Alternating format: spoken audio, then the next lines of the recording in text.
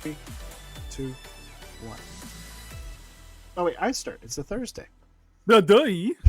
Today on the Shrewd Dudes podcast, it's episode 300.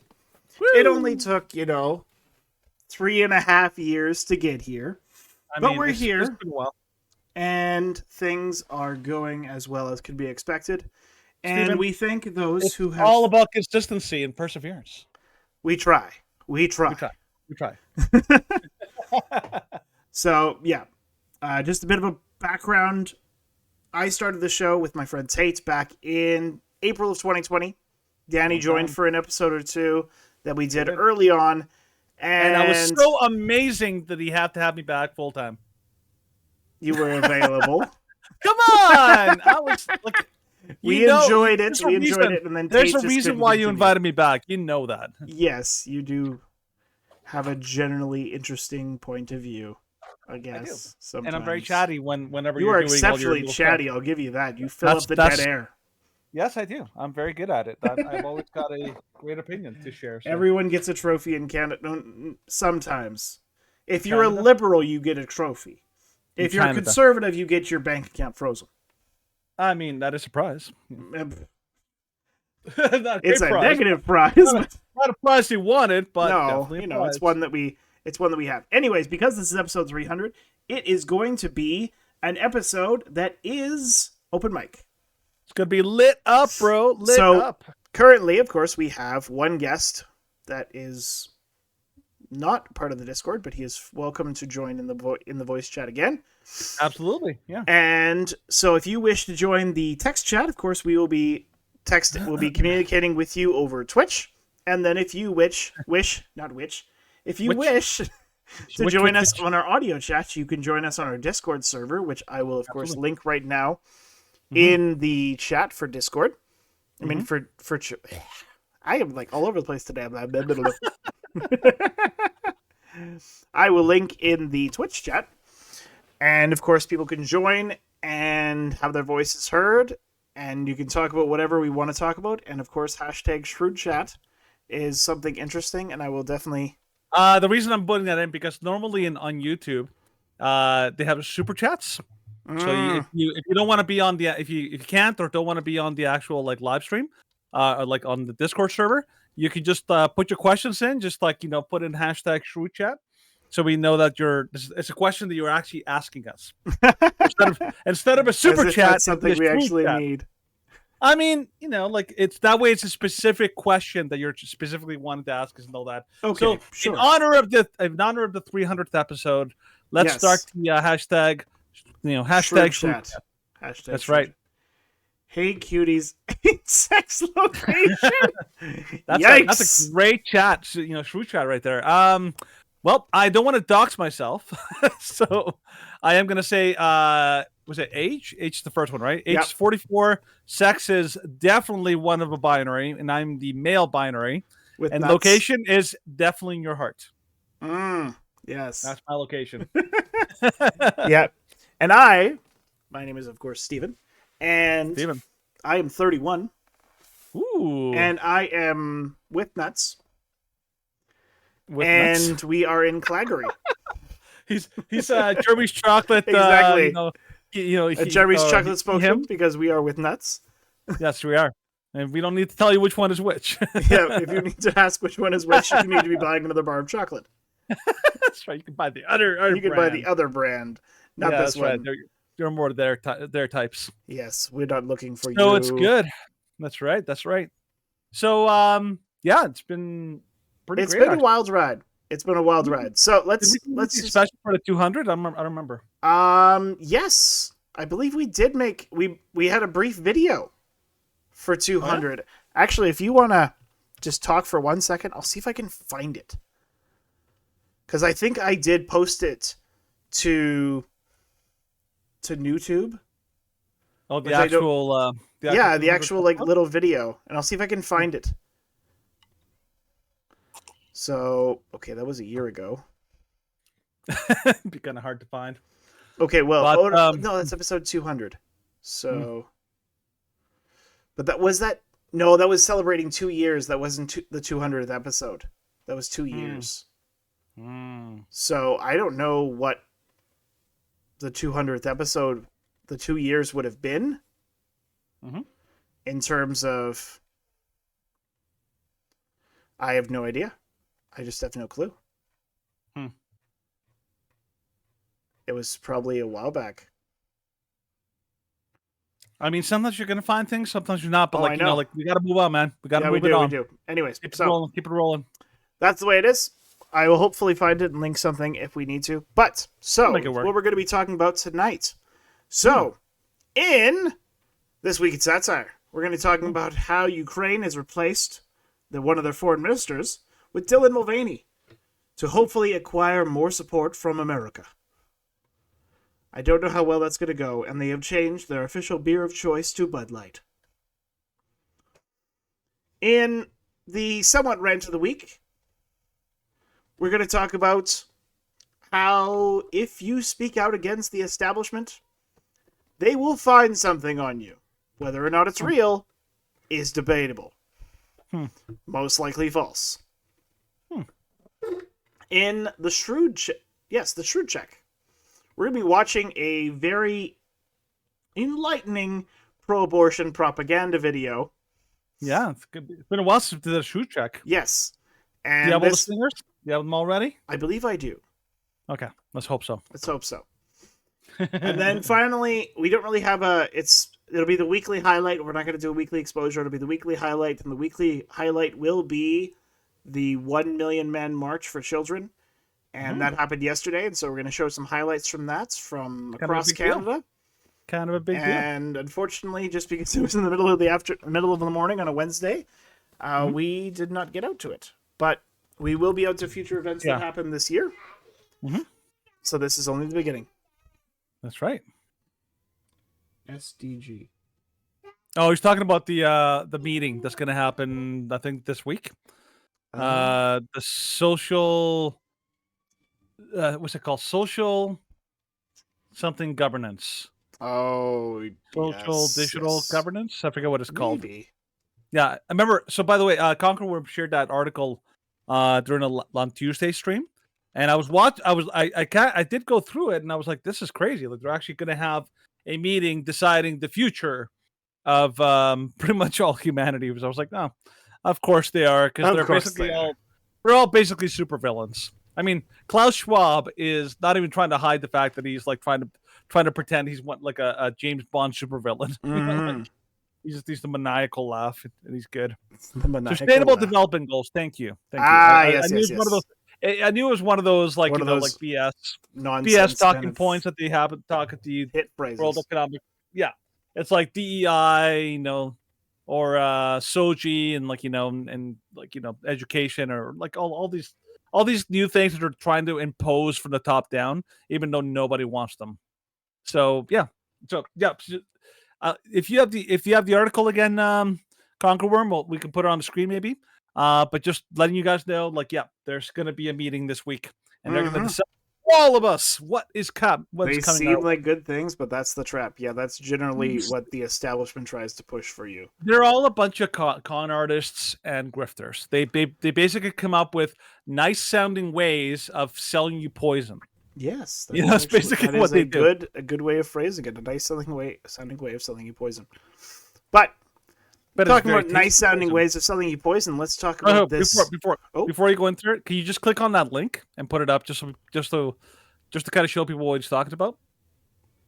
It'll be the most convenient way to just kind of point it out.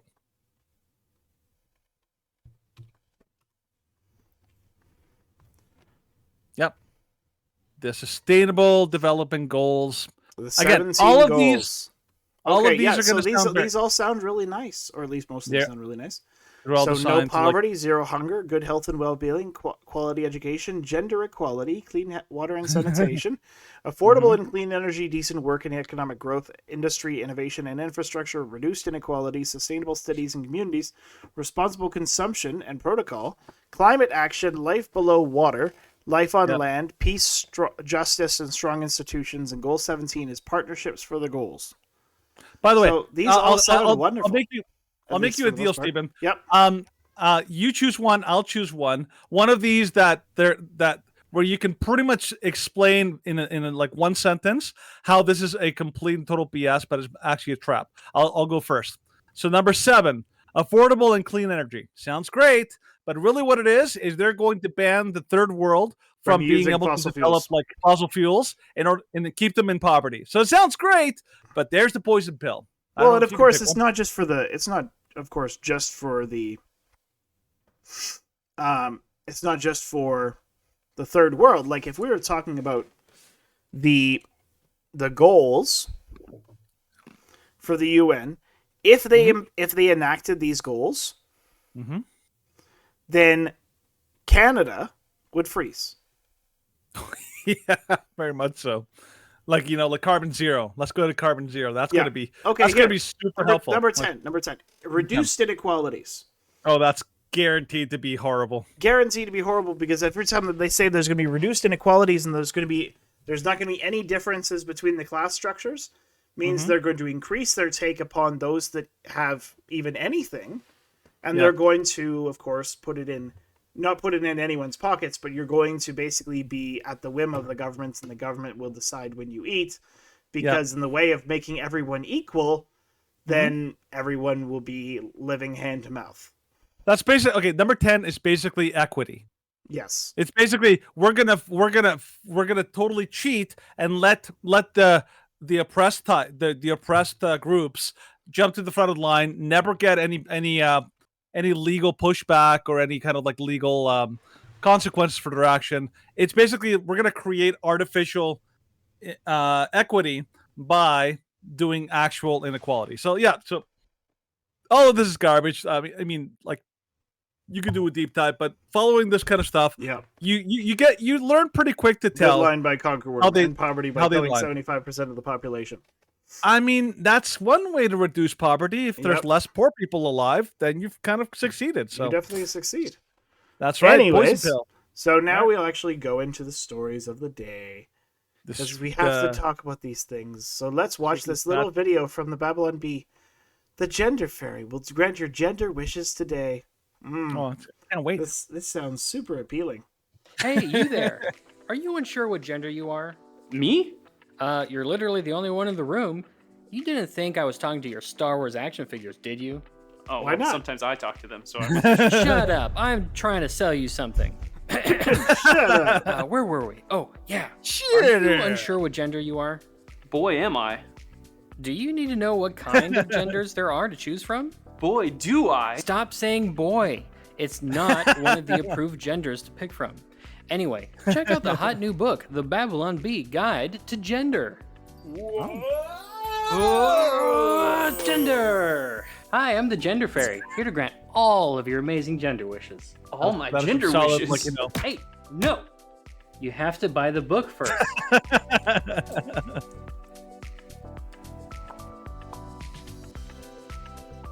It's going to ask you a quick question. You know, just 10%? Who do you think I am, Joe Biden? Well, all you did was hand me the book, so I didn't. That's more than he's ever done. Woo! Glad that unpleasantness is over. Now, let the Babylon Bee Guide to Gender make all of your gender dreams come true. The Babylon Bee Guide to Gender will explain what is a man, what is woman, how many genders are there really, Marvel how to raise sexual. woke little babies, how to change your gender, and more. End graphic segment. Wow, this book is awesome. So, if I wanted to go about changing my gender, would I kind of. Say no more. I got you covered. Wow, my very own gender! Thanks, Gender Fairy. You got it, man. Man. That is not far from No, I reality. committed gender crime. Ah! No! No, Gender Fairy! No! I forgive you, Gender Fairy. I forgive you. Hey, you should pick up the. Millions totally of buy new that. genders we just made up. I have to admit, I would totally buy The that. book That definitely sounds like does a good sound book. fairly appealing. It does. That It is sounds quite funny. like what was it called? You know that book by the makers of Exploding Kittens. It's like your cat is trying to kill you. That's what it sounds like. That kind of Yes. humorous kind of like like animation. So yeah, it's great. Like this is the kind of stuff I would love to see. People are creating culture. They're actually like making things that are fun, enjoyable, and that you can share with friends and family and all that. I mean, that's the kind of thing I could see myself buying that for people. I really can. So great on Babylon B. Babylon B is actually like defining culture, which is awesome, and that's what you want to see in this modern day and age. Because not only do we want to have political and like social wins, we also want to have Yeah. cultural wins, and that's one of the Definitely. reasons why I really appreciate people like Tim Pool who are trying to actually create culture. They're trying to bring music. They're trying to create that public square in like West Virginia. They're trying to do just things that They're trying to are do things. they're trying to do things that if you are a conservative, you have conservative culture. And I'm like, that's Yes. all. Let's keep it going. Okay. All right. Let's go to Ukraine. But things that are definitely not conservative culture. Ukraine hires Dylan Mulvaney as new spokesperson. That's going to Dylan. go well. In a shocking move, Ukraine announced today that they have hired trans influencer Dylan Mulvaney as their official military spokesperson. Ukrainian President Volodymyr Zelensky announced the decision at a press conference today, stating, "In these trying times, we need a professional trying. like Dylan to come in and be the voice of Ukraine. He is someone that people unanimously respect after seeing how he masterfully handled his role as Bud Light brand ambassador. Speaking of which, Bud Light is now the official beer of the Ukrainian army." Mulvaney is committed to handling one of the most critical geopolitical crises of our time by making disturbing TikTok videos about how little girls love Abrams tanks. "On day 400 of being a girl, I discovered my love for F-16 fighter jets," said Mulvaney. "Yay for being a girl, and yay for cluster munitions." Oh, jeez. Zelensky said that he hopes that such a well-beloved and well-respected person like Mulvaney will help to unify the world behind Ukraine. "We recognize that the war has become polarizing and controversial. We believe a deranged trans influencer is the best person on the planet to update the world on what your billions of dollars are doing for Ukraine's military. Welcome aboard, Dylan." In response to the buzz surrounding his appointment, Mulvaney has posted a video announcing that he's about to make Ukraine the next Bud Light.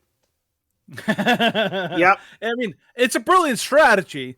How do you destroy, how do you keep us from having to send money to Ukraine, get them canceled, and then problem solved? It's the same solution that we just talked about with, how do you solve poverty? You just kill off 75% of the population. Well, can't have poverty if you don't have people. You don't have it, and you can't have Ukraine problem if you don't have Ukrainians. I mean, it's the same basic solution. It just solves itself. By the way, have you seen the most recent pictures of Dylan Mulvaney? No. Dylan Mulvaney went full blonde. Oh yes, I have seen that. And they just they look absolutely terrible.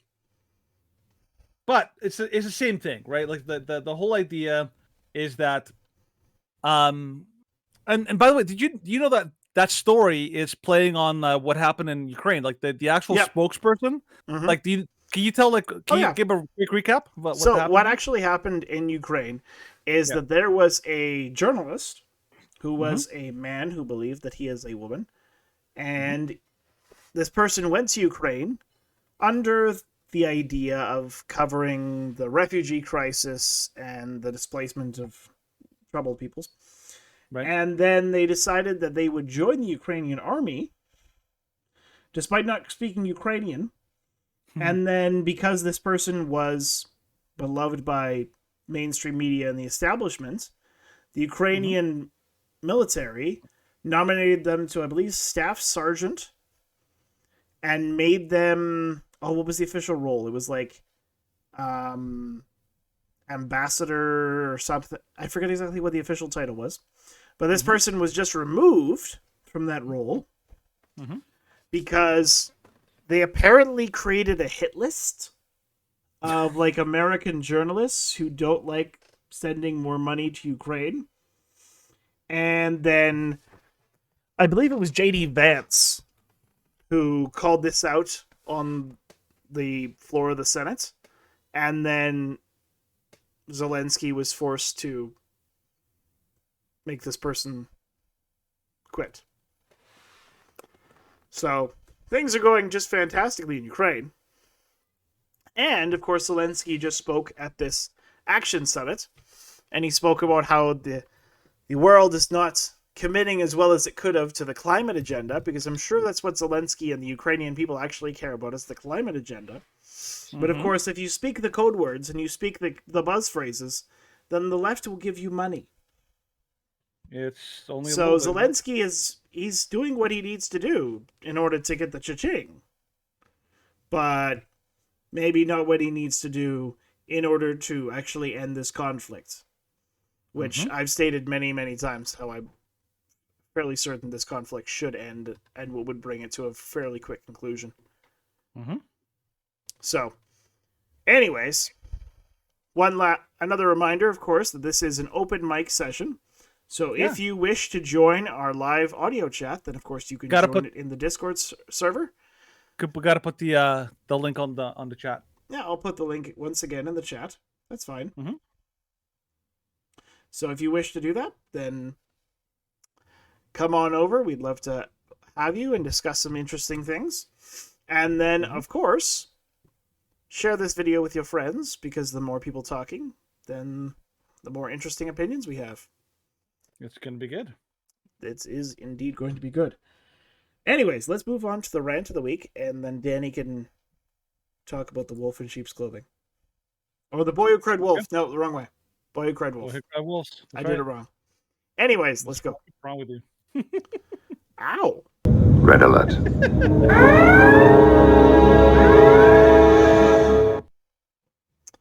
Okay, so from Deadline.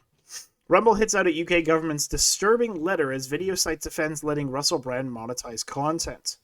Video site Rumble has lashed out at the UK government for asking if it would stop Russell Brand earning money on the platform following the sexual assault allegations made against the comedian and actor. According to the statement on Rumble X's Twitter feed, the company received an extremely disturbing letter from a committee chair from the British government. In response, the company said it emphatically rejects the UK Parliament's demands and would not join a cancel culture mob.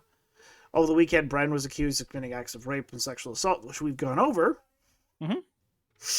Caroline Dinenage, the chair of the Commons Culture, Media and Sport Committee, is widely reported to have written several social media platforms, including Rumble, over the allegation. The letter to Rumble noted concern that Brand can continue to profit from his content. Quote, while we recognize that Rumble is not the creator of the content published by Mr. Brand, we are concerned. Yeah, well, sorry about that, guys. So apparently OBS... I think that's very, very, very fitting, because one of the things that has definitely happened over the last, 300 episodes is a ton of tech issues. Yes. Which is basically one of the things that has absolutely... And it's very interesting that the tech issues right now, this is not a tech issue that I had any sort of, it's always a mix. There's nothing that I could have done to stop this. It just happened incidentally while we're talking about what the UK government did to Russell Brand. Now they got to shut us down, I'm Yeah. telling you. You know what? I think this would be a good time, Stephen. This would be a really good time to, because I realized we didn't actually do the thing I mentioned before, that I wanted to, and then we can maybe take a small little detour and then go right back to the story. Okay. But I wanted to ask you, because this is the 300th episode. Yes, it is. Okay. And one of the things I wanted to do is basically do a quick little recap of some of the biggest moments or biggest memories, or the most epic things that you and I have experienced over the last 300 episodes of doing this show. Okay. All right. And then I was thinking maybe you and I can each do 5 of the things that you and I, kind of felt like we're kind of like big moments in the stream itself. Okay. So I'm not going to rob you of the one that I know that you probably are super proud of. Laura Clausen, something like that. But I am going to start with one. Okay. Before we even get Laura Clausen is not. She's just been really busy. But that's a big moment, though. The next, I do next time that we do an exposed video. I'm wanting to do it with her as the third member. That would be amazing. That would be pretty love epic. that. So that's something we can aim for. I'm going to start with one. Okay, so the one, my number one moment. There's not in no particular order or priority. No order of priority. Okay, so one of them is the rec room infiltration. Yes, is what I like to call it. So I don't know if you can open up a new tab, and just type it in Rec Room. Yes. True Drew's Rec Room. We did a live stream from No, Calgary. we didn't do a live stream. We made a video for it. We did a video with interviews. And just kind of a quick recap of this one while you're looking it up. We went to the Rec Room, which is a kind of a entertainment kind of place for like adults. They have video games and all this other stuff there. And one of the things that happened at this event is that he's right there. One of the things that happened at this event is we actually went to we were there talking to like Derek Reimer, Ray Friesen, and they're like, by the way, we want to like go in there to see if it's canceled. Would you mind going in and just checking to see if the event's going on? We're like, yeah, I think we can do that because they don't know who we are. So we walk in and they're like super suspicious. They're like, hi, why are you here? We're like, we're just here to play some games. Like, okay, just over there. We're like, okay. And that event also, and he followed us around the entire place. He actually followed us around. It was one of the most intense kind of events. I don't know if you can play a quick little part of that. So this is part of the interview that I did. So for those who might be wondering, Derek Reimer was the one who started all these protests, and he did serve, I believe he served about 2 months in jail for these protests where he was countering drag shows. He did, and we interviewed him afterwards. Yes, that was actually that was going to be my first moment. So to like kind of like lead into, so this is my brief interview with Derek. This protest. So, why you've been doing this for several months? What kind of arose this in you to start this protest? You know, it was back in December where somebody organized. Yeah, you could watch the rest of that interview. But so Derek Reimer went to prison for the first time, and then when he came out, he did a bunch of interviews with a bunch of different people, and it was really funny because Derek Reimer would have been on Tucker Carlson, but we beat him to it because Tucker Carlson was doing another story that week, and he was going to talk to Derek, and we're like, nope, we beat Derek. I mean, we beat Tucker Carlson to Derek because Derek is our friend, and he joined for the entire live stream, and it was a very interesting show. So that would have been my number one. That would have been my 1 of 5. So that would be good. Yep. Okay. So number 2 for me is the actual debate that we had with not a debate, a big conversation we had about abortion with the guy from Dank Pro-Life Memes. Elijah, that was such an amazing. It was a great discussion. Interview. That was a great discussion because we had that discussion right after the end of Roe. We did. It was crazy, and we had a whole how long was that? Like that discussion? Oh, that was like a 3-hour live stream. We were on for a long time. We had him. We had the guy from Johnny Ray podcast. Johnny Ray. Well, Johnny Ray doesn't do podcasting anymore, but Johnny Ray does. He has a film company making kind of. He hasn't released any films yet, but they're in production. That's right. So they're called Right Side Films. So some of them look pretty interesting. Okay, what's yours? Number 2. Number 2 for me would probably be, just because it was such a crazy incident, number 2 would be when we went to the pro-lockdown rally. Yeah, that was crazy. That was Tell crazy. about So we did a lot of times, and you could see a lot of our other videos on Rumble and BitChute and our other platforms about when we went to the rallies for freedom, the anti-lockdown rallies, the anti-mask rallies. We went to, I think, probably about 10 of those over between the end of 2020 and the end of 2022. But in 2021, in the summer of 2021, there was a rally put on by, I don't even know who, but they did a rally to lock down again. Yeah, they wanted, please, like lock me down harder, Daddy. Yes, it was. That's what we called it. Yeah, Gag harder, Mayhem. I forgot how crazy Canada can be. If you want to talk about how crazy Canada can be, join the Discord. It was so crazy. Yeah, it was nuts. Yeah, but anyway, so we joined this protest, and we're walking, and we're kind of listening in the background, and we tried so hard not to give away that we were not part of the, and then we were against them. It was so hard. And then we're doing these interviews, and we're asking them questions. And Yep. all these answers, I'm just like, oh my gosh, you're crazy. You were absolutely out of your mind. And then finally, Yeah. like this last guy, and like people are spilling out, and I'm like, okay, fine, I'm just gonna spill the beans. And I'm like, how do you feel about mandatory vaccinations? And he's like, why are you asking that? And I'm like, well, I just want to know, like, you Be know, given. like Should be independent journalism, like I just want to know how you feel about it. And he's like, are you vaccinated? I'm like, no.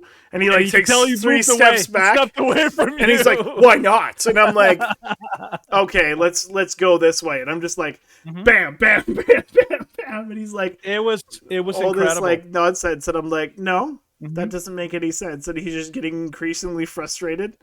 Yeah, And then it was so crazy, yeah, because Oh, yeah. we were also one of the few people that were not wearing masks. yes, in well, that you whole were thing. you were wearing a mask, but I wasn't. And Yeah, it was I kinda was, I half and remember half, I was yeah, like to try to talking to avoid. people that I was right at the back of the line, and I was talking to people who were like, "Oh, what's this about?" And I'm like, Mm-hmm. "Well, I think it's a rally to bring lockdowns back." And they're like, "What?"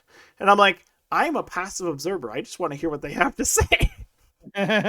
Whereas you were like in the crowd talking to people, so that was was. fairly entertaining. I thought that I was pro in the lockdown middle rally of was the beast. hilarious. It was so funny talking to people there, and you hear them talk, and you hear how they describe the other side, and you're just like, in my head, I'm like, these people have no idea, like literally no idea. They've created this boogeyman that they can't get out of. It was insane when I was thinking about it. So yeah, it was pretty crazy. Okay, so that was the rally you talked about. The another major memory. This is number 3 for me. A major event moment for us is when we went to the Alberta legislature. Yes, We literally did a that one road was trip very interesting. up north, all the way to the Alberta With your legislature. roommate. 'Cause there were, with my there was a girl that we just found on some Freedom site or something like that. And anyways, 4 of us. But we went up there, and that was like the most insane Freedom rally. Mhm. It was giant. They have the police like Forming literally a blocked line.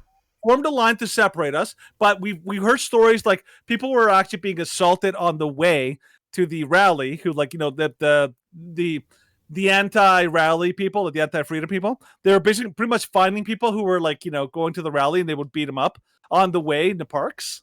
They were throwing things over like, you know, like literally at the crowd, like, you know, possibly hitting children and dogs and whatever and all that kind of stuff. So it got really bad. And we also found out that Pastor Arthur's brother had been arrested before we had gotten there. They literally tried to, like, you know, arrest him early, and they dragged him out of there and totally made up, completely invented, you know, rationale for it. So that whole event was incredible. And it's also like incredible to see that many people. That was probably the first time I've seen such a massive crowd protesting against COVID. Yeah. Before that, most of the rallies have been May have fairly been like small. 400 or so- 500 people. Yeah. Yeah, that was a good one. That was a really fun one. So Yeah. that's my number 3. Number 3. Let's see. Number 3 for me, I would have to say, just like going back, this is a moment that was before you, Danny. So Back with Tate. yeah, actually, this was in the brief period of time when I was solo. Oh, yeah. And actually, no, this was during the time when I rejoined with Tate, and I tried to start a segment called Across the Aisle. Mm. And I was part of this Facebook group I was part of this podcasting Facebook group. And this girl from the States was like, oh, like I want to have a debate with someone on like pro-life versus pro-choice. Mhm. And I debated her. And she was very nice, but it was just sort of entertaining because I'm just like, you wanted to do a debate, but all you have are like the buzz phrases. And so it was a trouncing. But then I joined her show, and then I came back and did my show back in like this was probably late 2020. And I did my show with her, and by the end of our second half of the debate, I remember that. I remember you she telling me said about that she said that she was like 97% pro-life, and I was like, yeah. So Yeah. that was a you- pretty cool moment for me. You had a very, very like successful, like, you know, debate with probably one of the most effective debates, because it actually like changed somebody's mind. Mm-hmm. It's crazy, actually. I was really happy for you. Oh, that All right. zombie drug that's happening in like mainly we've been seeing it a lot in Philly. We should I remember probably take a look at that in a bit. we covered it a while back. Did we? Yeah, we did. All right. For me, what was the other one? Okay. One of my favorite things for me, as far as the show goes, is when you and I did. We just got sick of it, and we said you know what, screw it. We're doing like a 3-hour deep dive into masks, and we did the first thing we did. That was one of the first major things, and I was like, we're doing this, and we just went nuts. We went through every study that we could think of. And then the very next day, we were taken off of YouTube permanently. Yes, it was like it was one of the most watched videos that we had done up to that point, and then like immediately got flagged by YouTube. It was like, you can't talk about masks that way. Masks are sacred. We're like, we're like, sure, whatever. Yeah, but it got a lot of traction on like BitChute, Rumble, pretty much everywhere you put it. Everywhere else we put it, yeah. I was pretty happy with that one because I was like, you know what? Not only was it like, you know, like finally it's like an itch that I finally got off my back, but it was also super helpful to a lot of people, which I really like. So that was my number 4. What about you, Steve? Number 4, I would say kind of throwback to the early days. Okay. When we were doing like our first kind of, when we first did our, what did we call them? Roundtables. When we did the monthly roundtables and we did like topics and we had like somebody from Faith Beyond Belief. We had my dad on. We had the episode we did with the 2 Americans talking about like free speech in the digital age. Yeah. Those were long, but they were very interesting discussions. Yeah. And it was like I wish we had more of that. Like this is why we have the open mic night to sort of encourage this, like people to come on and discuss their points of view, and we have a whole bunch of interesting conversations. And Yeg Manham, if you want to join our Discord and join our conversation, you're more than welcome to. Get in there. But I enjoyed the kind of very focused talks that we had with our guests across the past few years. So that would be number 4 for me.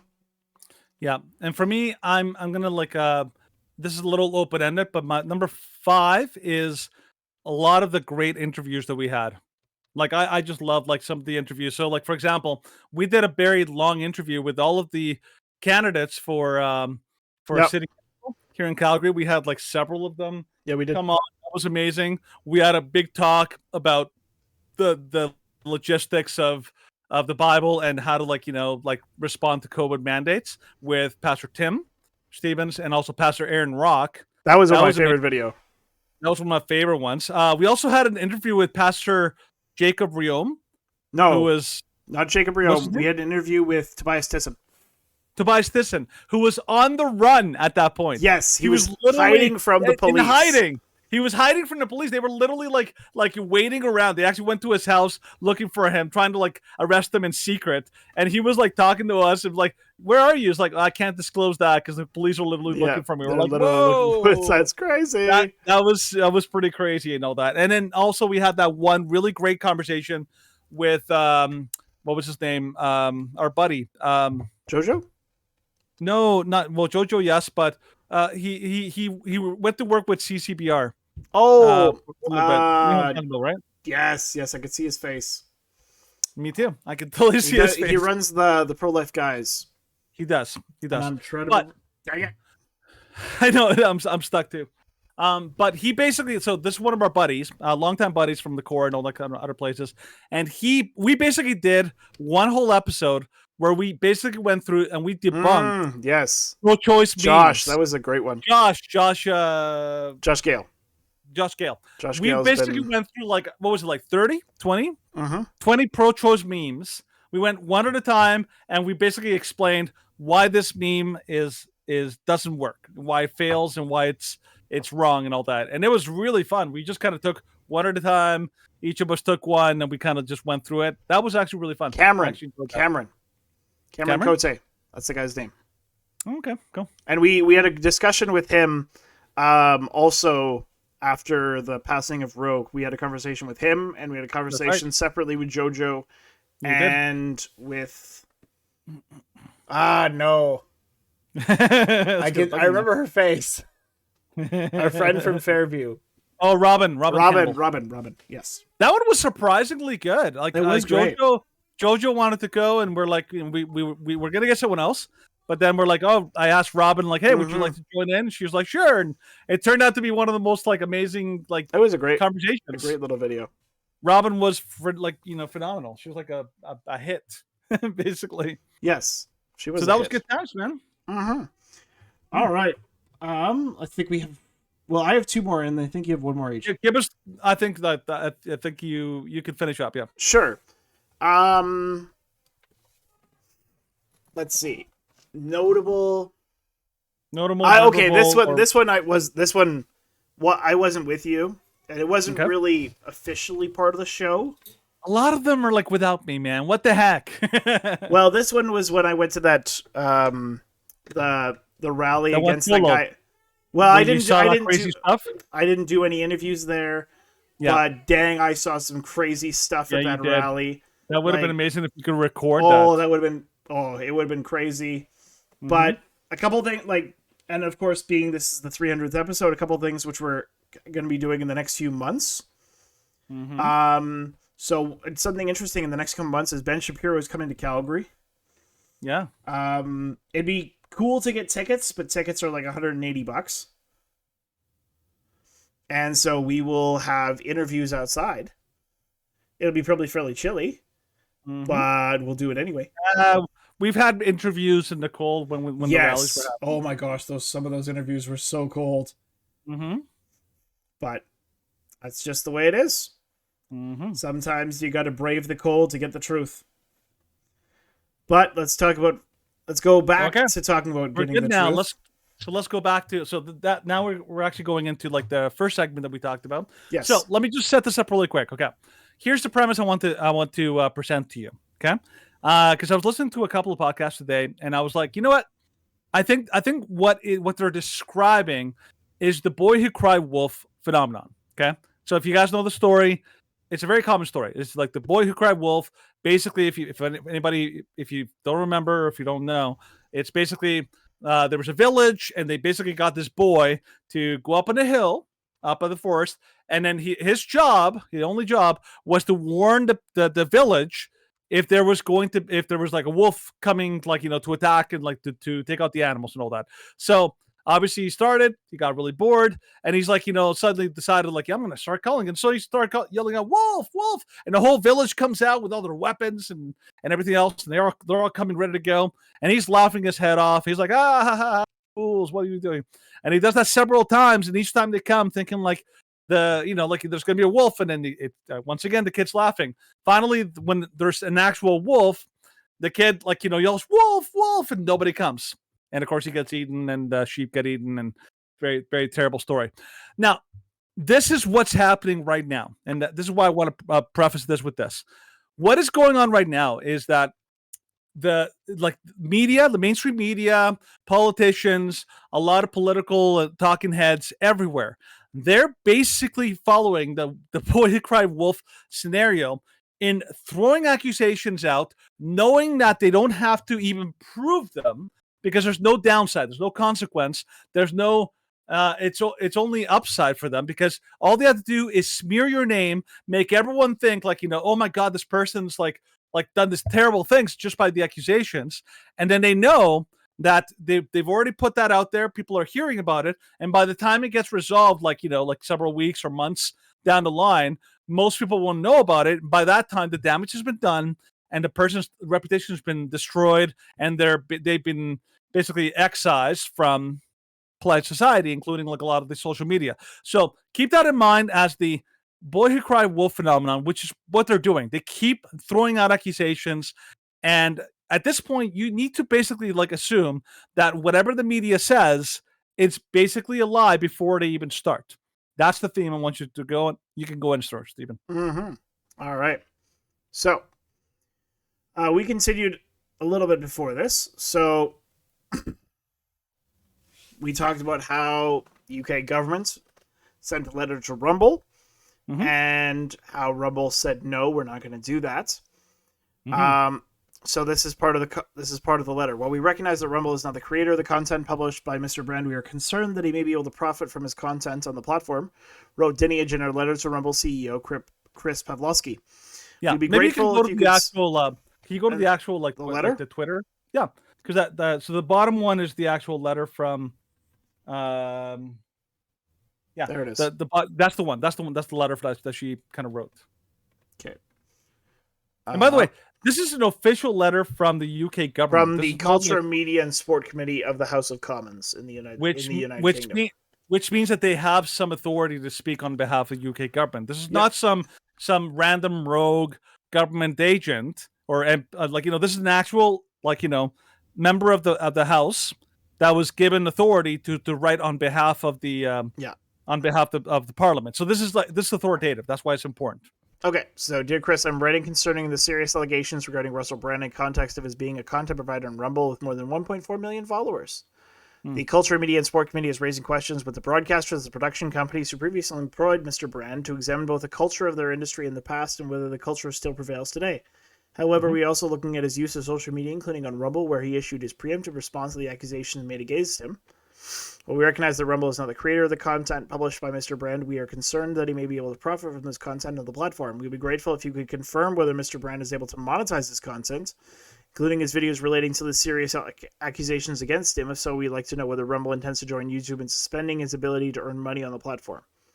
We'd like to know what Rumble is doing to ensure the creators are not able to use the platform to undermine the welfare of victims of inappropriate and potentially illegal behavior. Yours sincerely, Dame Caroline Diniage. By the way, wait, let me translate for people who are may not understand really what's going on here. It's like this is basically the UK government. Hey, we just came by your store and we're wondering, it would be a darn shame if anything happened to the store. So maybe if you just stop letting this person coming to your store at all times, we'll look the other way. We'll look the other way. Well, it'd be a shame if there was some damage. Let you be. Just don't let it happen again. It's basically a shakedown. That's what this is. It's a shakedown by the UK government, and if you really think about it, it's a shakedown based on nothing. They have not charged. They haven't actually even charged them, and they definitely have not condemned him. This is an innocent man, but they basically want to preemptively shut him down. So I think some podcasters made a really good point this week. They're like, normally it takes a long time for the proof that there's a coordinated cancel campaign by the powers that be, and this is one of the few times where you get that proof basically immediately. That's what this is. This is proof that governments are actively trying to cancel a person using and avoiding what is normal. So there's two things. There's what their law says, and then there's what they do. So this is a completely two-tiered system.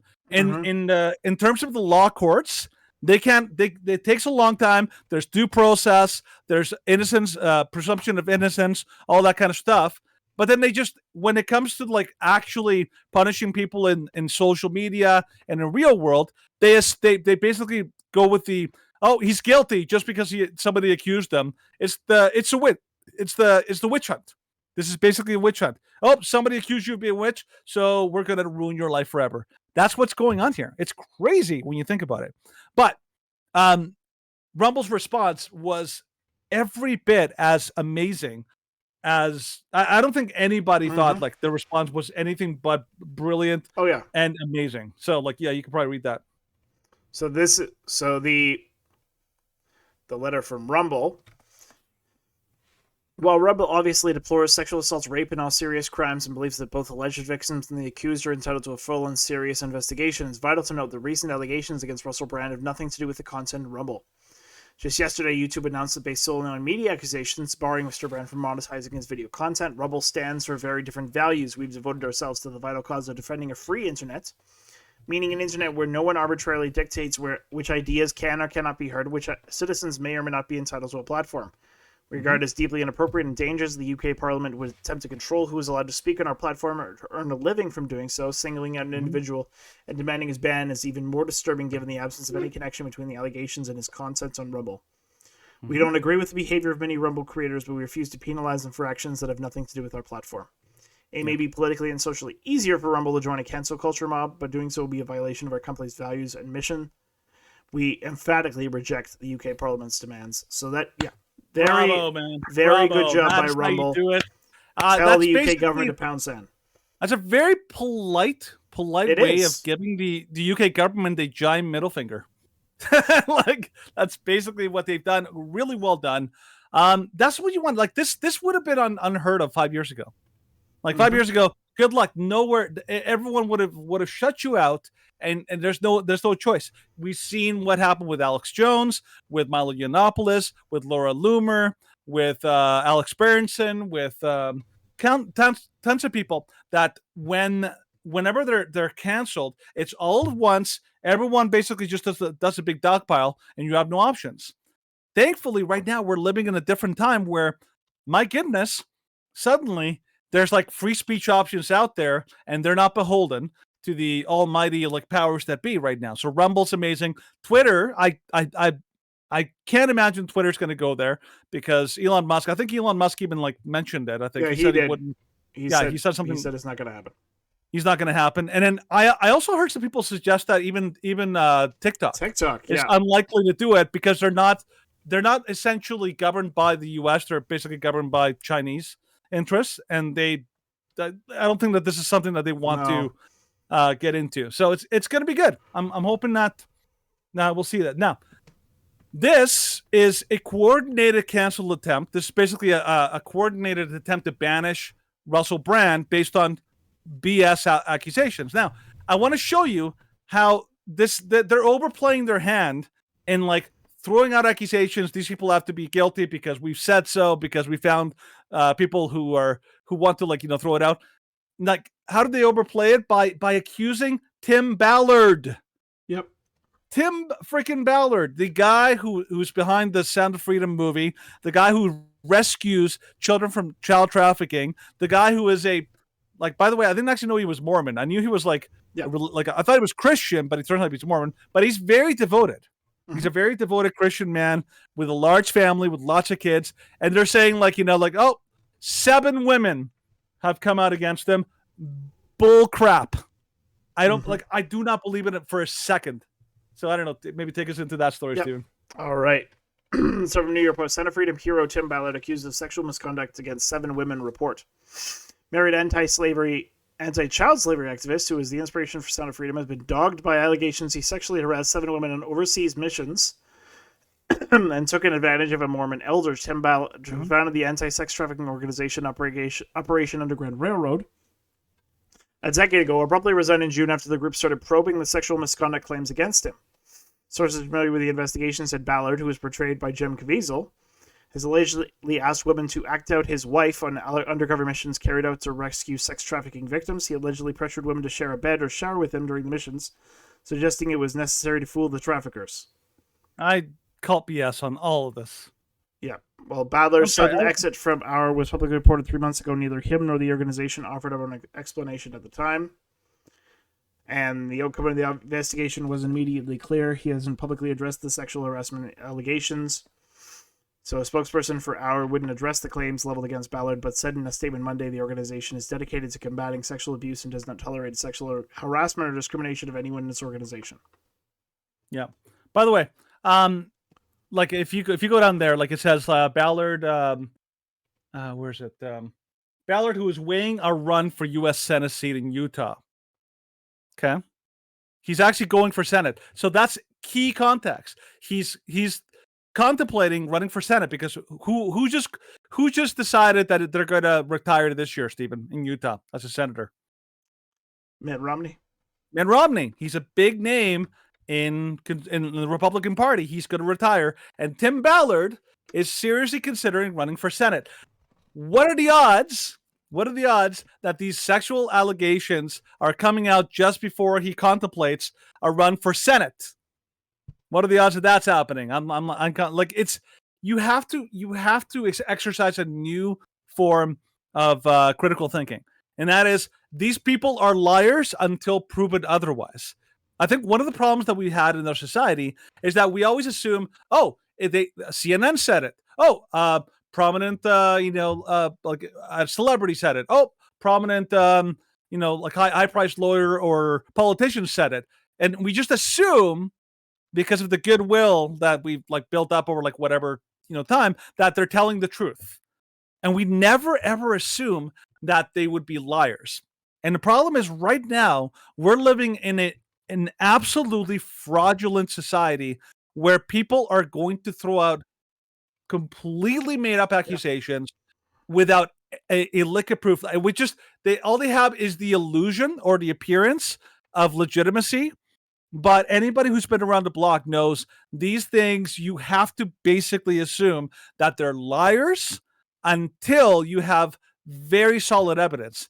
Like with Russell Brand, it's incredibly obvious that this was coordinated because none of these women came together to accuse him until somebody went out of their way to look for them and to try to get them to make this coordinated accusation.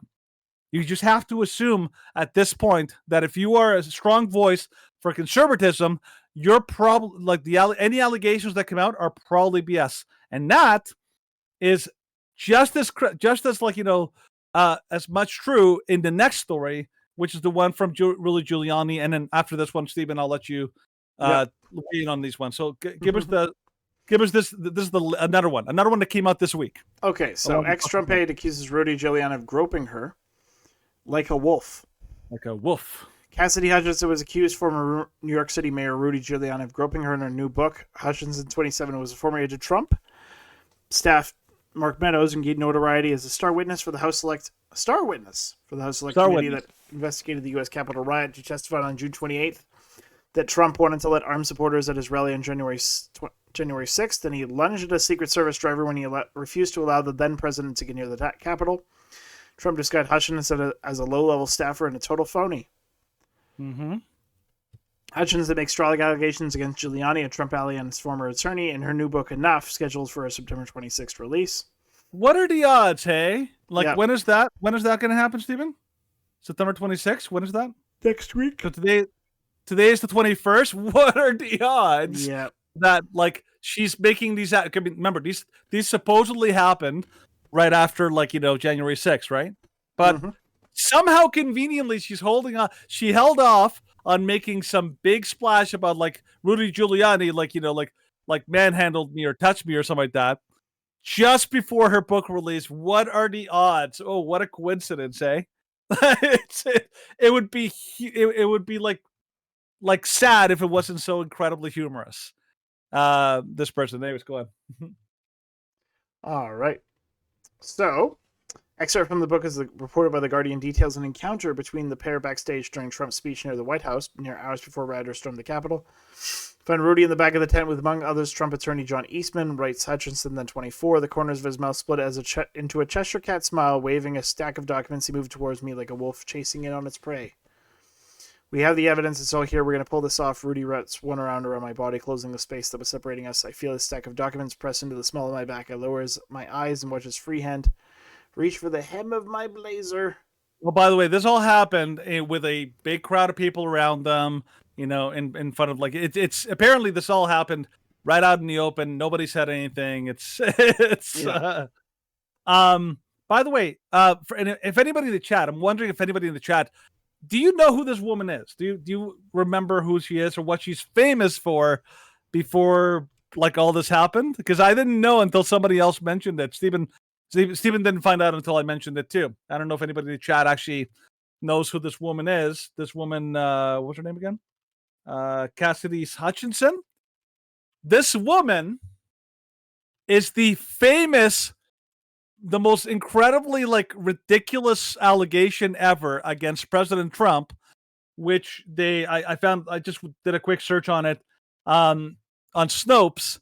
This is the infamous woman behind the Trump basically tried to reach out across the into his limo and tried to hijack the car against his driver's wishes. That's the woman that we're talking about here. This woman is a pathological liar, and we're supposed to take her word for it. like her actual words. So I don't know if you can go into the Snopes story here, Steve. Mhm. Yeah, take it away. All right. From Snopes. So, did the Secret Service officially debunk Hutchinson's testimony? Mm-hmm.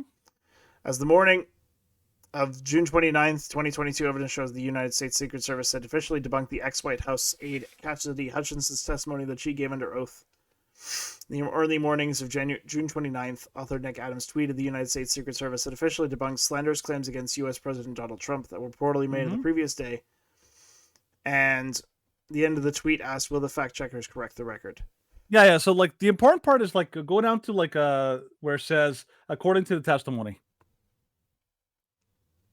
because that's the important part. Like what is it that she actually said in Congress regarding? So according to the testimony, Trump believed he was going to be driven to the Capitol following his speech. Tony Arnaudo described him as being irate. The president said something to the effect of, "I'm the effing president, take me to the Capitol now." To which Bobby Endigo responded, "Sir, we have to go back to the West Wing." The president reached up towards the front of the vehicle, grabbed the steering wheel. Mr. Ergo grabbed his arm and said, "Sir, you need to take a hand off the steering wheel. We're going back to the West Wing. We're not going to the Capitol." Trump then used his free hand to lunge towards Bobby Engel, and Mr. Arnaudo recounted this story to me. He had motioned toward his clavicles. Okay. By the way, this is the infamous statement that she made about Trump and that the media just ran with, and the January 6th committee was more than happy to take in. Do you remember like the fact checks and the way that people basically talked about the story and how ridiculous it was, Steven? Do you remember why the story was so crazily implausible and ridiculous? Oh, well, the media went after this story because, of course, it was anything to attack Trump and make him sound like a crazy person. Oh, yeah. But every single person that they contacted about this was like, no, that did not happen. Yeah. Do you remember that there was actually a Secret Service agent who actually went on a report and said yeah, that didn't happen? Yep. It came out afterwards. They literally said yeah, she's full of crap. That didn't happen at all. Nothing even close to that effect actually happened and all that. My favorite part is that when people broke it down, Dan Bongino, who used to be a Secret Service agent, he basically said, yeah, that's a load of baloney. Basically, he's like, one thing that people don't realize, he's not in a car. He's not in a regular vehicle. He's in a car with a division between him and the front of the vehicle. You don't just reach in and you can't even physically reach the wheel from that division. It's not possible. And so the fact that she's saying this shows that she is a full on pathological unrepentant liar, and she completely pulled the story out of nowhere because she wasn't there and she wasn't she just completely manufactured the story. So this is the woman that we're supposed to take seriously when she says that she that Giuliani basically groped her and attacked her, even though there's no evidence of all this kind of stuff. This is the woman we're supposed to believe is credible. By the way, if you're in court and you have a reputation for lying before, your testimony is basically considered unreliable, and they don't even count it towards as evidence towards the accused or anything like that. So here we have three major stories. One, Russell Brand, pretty much the UK pretty much stepped in it and proved that they're trying to censor him, without evidence, without a charge or even a conviction. We have Rudy Giuliani being accused by a known liar, and then we have Tim Ballard, who's being accused by all these completely out to lunch accusations. All three of these in the same week. I'm like, you've got to be kidding me. And then just to top it off, almost as if the people in charge who are doing all these crazy coordinated attacks on conservatives, the very same people who are doing this are basically also rubbing your face in it by saying, oh yeah, remember those liars who those intelligence people who signed that document claiming that the Hunter Biden laptop was Russian disinformation? Oh yeah, no, they're totally good. We're gonna give them plum jobs in the Biden White House or in the in the elites. Yeah. So signatories of the Hunter Biden laptop letter, which was of course a letter that was sent and The infamous repeated ad nauseum by the media, saying the Hunter Biden laptop was misinformation. They could flub job after pumping disinformation into election. While the American public was misinformed about Hunter Biden's laptop in 2020, a letter signed by former intelligence officials who used their job titles to add to credibility. Some of those have since led plum jobs, including working with the federal government just weeks before the election. Yada yada. We all know about the laptop. Yep. It was triggered by Secretary of State Antony Blinken, then a Joe Biden campaign advisor for its organization, former acting CIA Director Michael Morrell, who wanted to create a talking point to help Biden win the last presidential debate of 2020 and beat Donald Trump. Former Attorney General William Barr told conservative radio show host Hugh Hewitt that given how close the election was, the letter probably affected the outcome, or at least there is a distinct probability of that. Yeah, and Biden used it as his defense against accusations against the whole laptop. Yeah. So the Post refused Twitter demand that it delete 6 tweets that linked to the laptop-related stories that Twitter claimed without any evidence were based on hacked information. Major newspapers, mostly left-leaning, refused to report on the laptop, meaning using the letter as proof the laptop was fake. Yep. A year and a half after the story broke, the Times said it authenticated the message as a previously deemed suspect. It only took a year and a half after the election to do so. Yeah, so go down to the part where it says on Tuesday, Department of Homeland Security Secretary Alejandro Mayorkas announced the creation of the Homeland Intelligence Experts Group, which include private sector experts who will provide their unique perspectives on the federal government's intelligence enterprise to DHS and the Office of Counterterrorism Coordinator. They'll meet 4 times annually and leverage the expertise of each member to provide input on INA's most complex problems. Three of the group members are former CIA Director John Brennan, former Director of National Intelligence James Clapper, and former CIA Senior Operations Officer Paul Colby. All 3 were signatories on the letter. Yep. So, 3 people who basically completely and totally lied through their teeth, who basically were part of a massive cover-up, and lied without a single shred of evidence, knowing full well that this was not Russian disinformation. These people should never work anywhere, even remotely through government, and they're being given plum jobs. So once again, the big takeaway is the government is basically lying to you. They're the boy who cried wolf. They keep accusing people, and yet at the same time, the very people who are obviously, undeniably, were part of one of the biggest hoaxes in the last year, last couple of years, which is the hoax that the Hunter Biden laptop was kind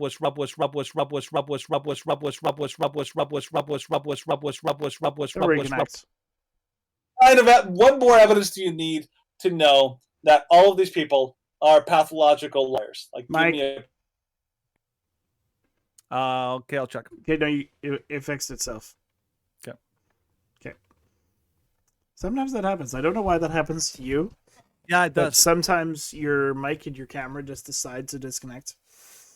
And just very random. It'll reconnect after a little bit. Super random. I don't know why. So, but yeah. Anyways, let's jump into the next story. Now, of course, a reminder, anybody can join the audio chat and discuss any of the things we're talking about via our Discord page. And, of course, I have linked the Discord in the Twitch chat.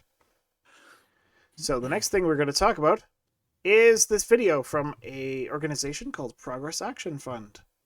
And it's part of the Shrewd Check. Do it. Oh. I had the stinger. It was just small. Well, again, I forgot. That's what she said. Come on, it was right there. It was right 44. There. Steve Carell used that line all the time. He was in his 40s too, so give me some slack here, man. No slack. That was so good. That was a perfect example of when to use that. Okay, so let's watch this video so I can get over my angst about Danny doing that. Oh, you're such a prude. My goodness. Such a prude. I stick my nose up at you. Just like I stick my nose up at this stupid propaganda film. I fought in your general direction. Exactly. Your mother was a hamster and your father smelled of not that elderberries. This smells of elderberries too. Let's watch. right. I can't believe this. My daughter was raped. And you're not going to do anything? I'm sorry. They'll put us all in prison if we do the procedure. He's right. I'm your Republican congressman. We've banned abortion. No exceptions. She's just 12 years old. I'm not letting you destroy her life. I won the last election, so it's my decision. I'm just going to watch your daughter and make sure she doesn't do anything illegal. I can't. Wow. Yeah. Wow. Wow. That there really is no other like. One of the things that makes it difficult for me to like have any reasonable discussion with people on the lunatic left is this kind of like, it's amazing to me that they can say these things and you're like, are you serious right now? Like, are you absolutely serious? Do you actually believe that that's actually the way things are? They're like, oh yeah, of course they are. I'm like, you're living in a parallel reality. You literally, like, these people are literally living in another imaginary reality where like they imagine the boogeyman around every corner. It's incredible to me. This is why I think it's a cult. Because they have no problem lying to people about the true nature of like of the other side. It's incredible. The other side, they're basically werewolves and vampires, and they're hiding underneath your bed and ready to grab you like when the second you step out of line. It's like, oh, it's crazy. I don't know. You go ahead, Steven. You can go first. No, like this is a textbook example of two things. So first off, it's a textbook example of gaslighting. Yes. Because it's taking a Republican argument and it's like, oh no, this is what they're actually standing for. It's taking the Republican stances and laws on abortion and it's like, well, this is not actually what they say, but this is what we want people to think that they say. And then of course that's also with that being a straw man fallacy. Because like, you look at a situation like this. A 12-year-old that was raped. Okay. Take the most extreme example imaginable. And it's like, yes, that's horrifying. I want if this sort of situation happened, then yeah, I want the guy who raped that little girl to castrated, killed, or never to see the light of day again. Horrible, horrible thing. Yep. But to put that example and say it's like, oh no, like Republican abortion laws, there's no exceptions. It's like, well, a lot of these bills do have exceptions for rape. And then of course they also have exceptions for life of the mother, which a 12-year-old will have a very difficult time going to term because she's 12.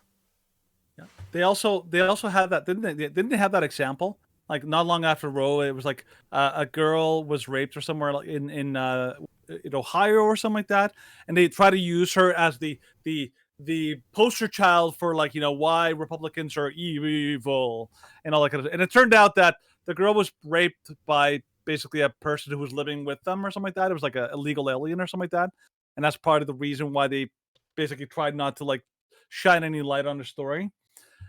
Here's the thing. Here's what they do. This is fear mongering at like the most malicious of possible militia. This is emotional blackmail. And by the way, people like I meet in the street who are from the left, who are pro-abortion advocates, this is the kind of thing that they're easily duped by. They see a video like this, they talk to all their pro-abortion friends and be like, oh my gosh, can you believe those like Republicans? And they immediately believe all of the craziness and lies that they're told, right? First of all, when it comes to rape, it's a terrible, horrible crime. Okay, this is one of the lies that they do. This is like 0.000 like 1%. Particularly with the 12-year-old, this is the most insanely rare occasions. All right, let's talk about some other things that happen. Do you know that Planned Parenthood, when little girls are raped by uncles, by relatives, by somebody else, they take them in to Planned Parenthoods and they're like, oh, like just keep it under wraps. Make sure you don't tell her parents. Or like, you got it, boss. And so, do you know that Planned Parenthood is actually one of the biggest, like, advocates of letting rapists get off without any consequences? That happens way more often than you might want to think.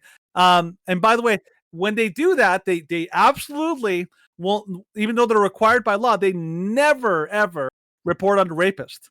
And so he's free to go and rape another girl. And by the way, pimps, when they have underage, girls working for them, prostitution, this is how they keep getting away with it, because they take them to Planned Parenthood, get them the little abortions off, and then once they're done with the little abortions, back onto the street they go. So if you're talking about the moral high road, the pro-abortion side has very little to stand on.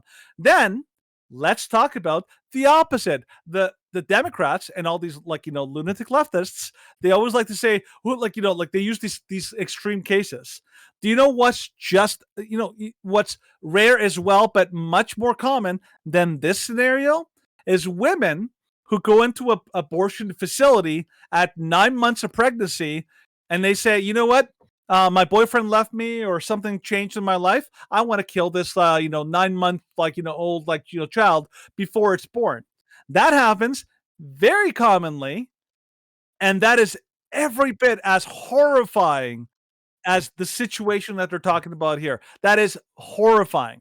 In Canada, they basically completely are totally okay with sex selective abortions, which means that somebody from a country like Somalia or South Africa or some other Middle East country, they find out, oh, we're having a girl.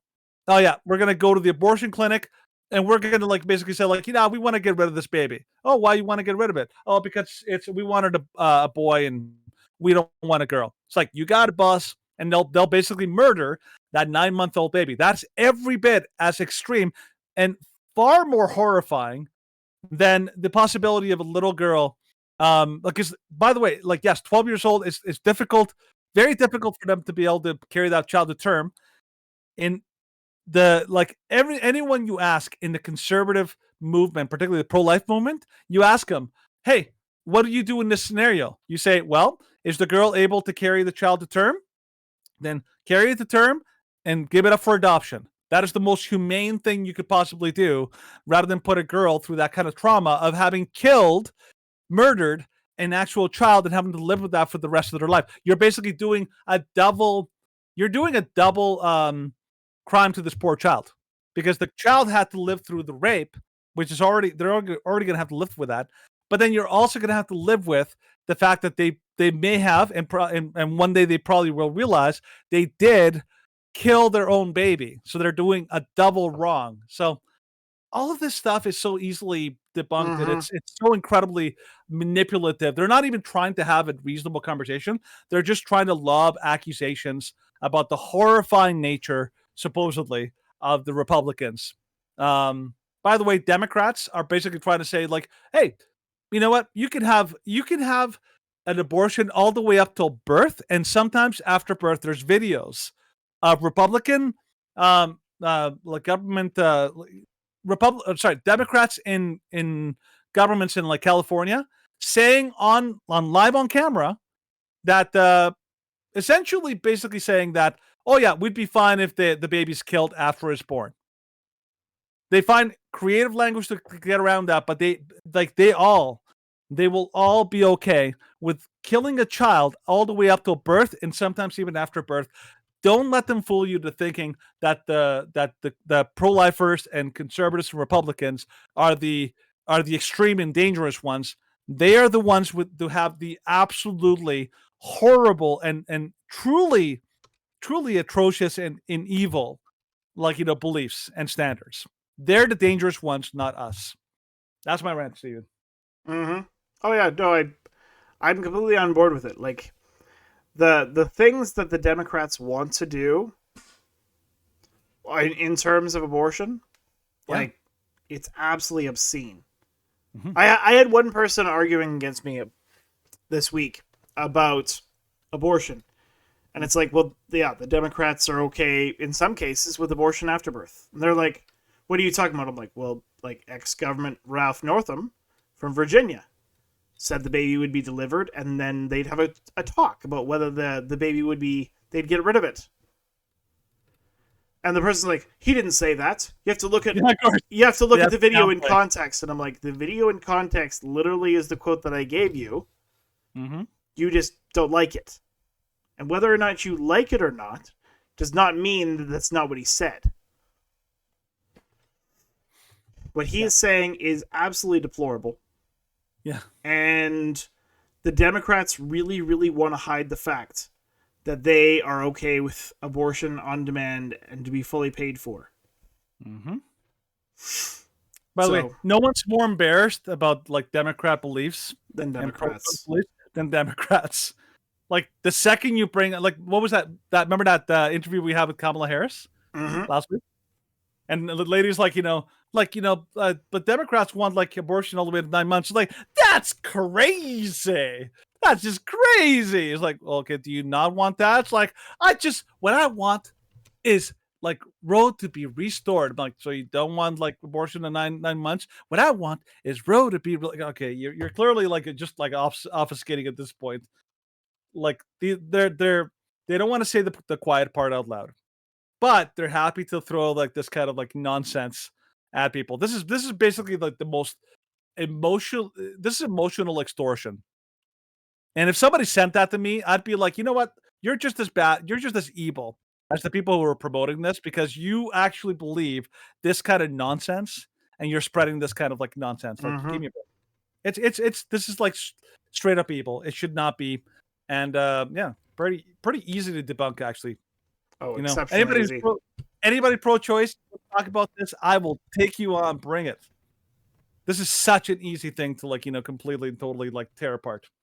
Emotional blackmail. So yeah, this is what we started at. This is what we did actually before the show even started. Yeah, was we went to a pro-choice rally. Yeah, that was crazy. That was crazy. So that we'll actually sort of go into that before we go into this final story. Is the first thing that we ever did, and this was before we started the show. This is before we did anything. Is Danny and Tate and I went to a pro-choice rally here in Calgary. Yeah, the Lions Den. Yes, right into the Lions Den. And it was a very rainy day, so there wasn't a great turnout. And there was probably about 50 of them, and then there was us. I'd say so. That's accurate. Probably accurate, yeah. And so Danny's going around asking people questions, taking pictures of people's signs. And Tate and I are standing there, and we're like, oh, we don't want to get a sign wet. And then eventually we walk over to the corner, and we turn around our sign, and since we're pro-life, we'd like to explain why. And the things that they accused us of doing, and the things that they came after us, like they tried to prevent people from coming to talk to us, they tried to sick the police on us, they tried to do all these terrible things that, of course, were all false, because they don't want to be told what is actually going on in the things that they support. Yep. So, it's just one of the things the trans activists and the LGBTQ and Democrats have been doing for years. But something going on to talk more about the stuff that happened and the things which, well, this one we wish we could have been a part of. But I wish it was on the weekend and not a Wednesday. Yeah. Well, it would have been so much bigger on the weekend. Oh yeah. If it, like that was a big point of confusion for me. Mm-hmm. Was like, I get that it's a walkout from school. Yeah. But I would have liked it better if they had two separate events, being there's a walkout from school. Whereas, like, actually having students, like, at a certain point in the day, like, just stand up and walk. Like, that would be very interesting. And then to have, like, the actual movements and the actual march on the Saturday. Because then you wouldn't have 2,000. You'd have 8,000 to 10,000. Well, that's the thing. And, like, but here's the thing. A lot of people said, a lot of people were talking about it, and they said, like, the fact that this was on a weekday, a lot of people have to work, like in the middle of like the busy time of the year and all that, the fact that they still had such a massive turnout in all these cities shows that this is actually quite a big movement. I think that was actually, because if it was like a really small turnout in just a few places, you could easily make the point that okay, like this is like, this is, like, this is the kind of thing where, like nobody really cares. But the fact that there were still big turnouts shows that it was a big deal, and that it was a big, kind of that there's a lot of people behind it. Okay, and by the way, that map is amazing. Like the fact that they had so many people all over Canada, it's insane. Mhm.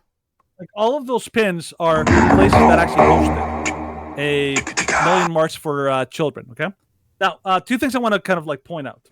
Number one, if you go to the next, actually go to the third, like the picture. Go to the picture first, and then to the actual thing. Okay, this is a poster that was placed that was like trying to get people together, for a counter protest. So you can kind of, this is by somebody like a doctor or something like that. Okay, and the thing I want to point out is the poster. Okay, so this is what they do. They basically do counter demonstrations. It's part of their activism.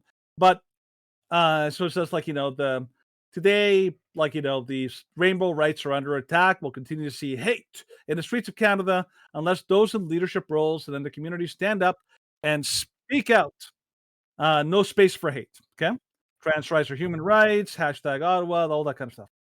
The most important thing, Stephen, is I don't know if you can zoom in for me. Zoom in that little part right at the very, very bottom, right above the fists. These are the 5 rules. Mascot, don't film allies, come with friends, don't talk about cops, don't debate fascists. Okay. These are their tactics.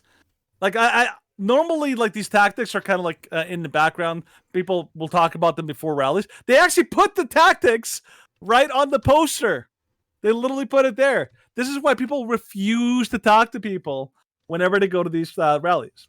And by the way, this is the kind of like rhetoric that they use. They throw out every accusation under the book. So I don't know if Stephen, if you can put on that video, the one by like the one about from Ken Wingser's Twitter. But yeah, so here, this is a meeting by who was it in the Zoom meeting? I think it was like some kind of a school board or something like that. But yeah, like go to that video. And I just want to show you, this is the kind of language that's being used by these the fascists radical. Are organizing in the streets. I'm a researcher at Carleton, and my focus is fascism in Canada and the signs that I've seen that were rising, that this is far more than just like a far-right transphobic protest. They are fundamentally racist. They're fundamentally anti-union. They are fundamentally queer and transphobic. And it's just a matter of time before they come to us. And the only way, the best way that the fascists have been stopped in the last 100 years has been when we unite in massive numbers in the streets. The fascists are organizing. What do you think about that, Stephen? Well, of course, it's just it's projection. That's all it is. It's like the worst kind of projection. Actually, it's insane. Actually, well, because all they're trying to do is, of course, they're trying to call these parents, these people that are standing up for the rights of children, be like, oh, they're fascists. It's like, well, do you know what the fascists supported back in the day? They didn't support the children standing up against indoctrination from the schools. They were the source of the school's indoctrination. They wanted to take children away from their parents and indoctrinate them by the state because they saw parents as an obstacle to indoctrination and brainwashing, which is exactly how the teachers' unions and a lot of these teachers and a lot of these schools view parents. Because that's why they are protesting so heavily against bills from Ontario and Saskatchewan, which say that if a child goes by a different pronouns in school, the school has to tell the parents. And the teachers' union went ballistic over it. Because they care more about, they want to groom. They have to hide it. They have to hide it. By the way, I don't know if you can either on Facebook or I just put it on the Discord chat. There's a picture that a friend of ours. This was posted here in Calgary. This was by Jojo Ruba. Yeah. And this is a poster that was hung not far from where a protest was. Look at the language that they use. But by the way, this is like I've mentioned this before. If you are familiar with cult indoctrination and how cults work, this is the kind of brainwashing that cults engage in to try to convince people that the others are dangerous. By the way, if you're a Jehovah's Witness, one of the things that they do in order to brainwash you is they tell you, it's like, no, the people who are not with us, they're not just like outsiders, they're dangerous. Don't talk to them. Definitely don't entertain their, like, they're gonna try to talk you out of it and bring you into hellfire and perdition and all that kind of stuff. It's fear mongering. It's scaring you. So maybe you can kind of go through this poster, Stephen, and just kind of maybe like show us what is it that they say on this poster, because this is like the most incredible amount of gaslighting and just brainwashing I've ever seen. Yeah, and this was real. Yeah. So, family-friendly hate parade. Tired of gay people existing? Sick of your children learning about tolerance? Afraid your kids might be people with identity and agency? We are too.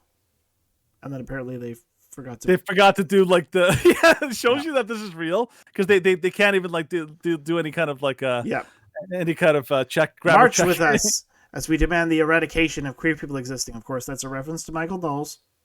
Mm-hmm. Wednesday, September 20th, and it does say where the actual march is. Bring your kids, you own them after all. Neo-Nazis welcome, hate speech welcome, brought to you by the Muslim Association, Derek Reimer, the hate pastor, probably American foreign funding, and your local white supremacist organization, because that definitely goes along with Muslims. White supremacists and Muslims are just such allies. Of course, they like those the worst white supremacists are the colored ones. Mm-hmm. Like, it's like that Babylon Bee video where like they have like a Ku Klux Klan like picnic, and everyone invites like their Hispanic friend, their black friend, and they're like all these kind of like like non-white kind of people, and they're like, yeah, they're totally white supremacists too. Like they're part of our team right now.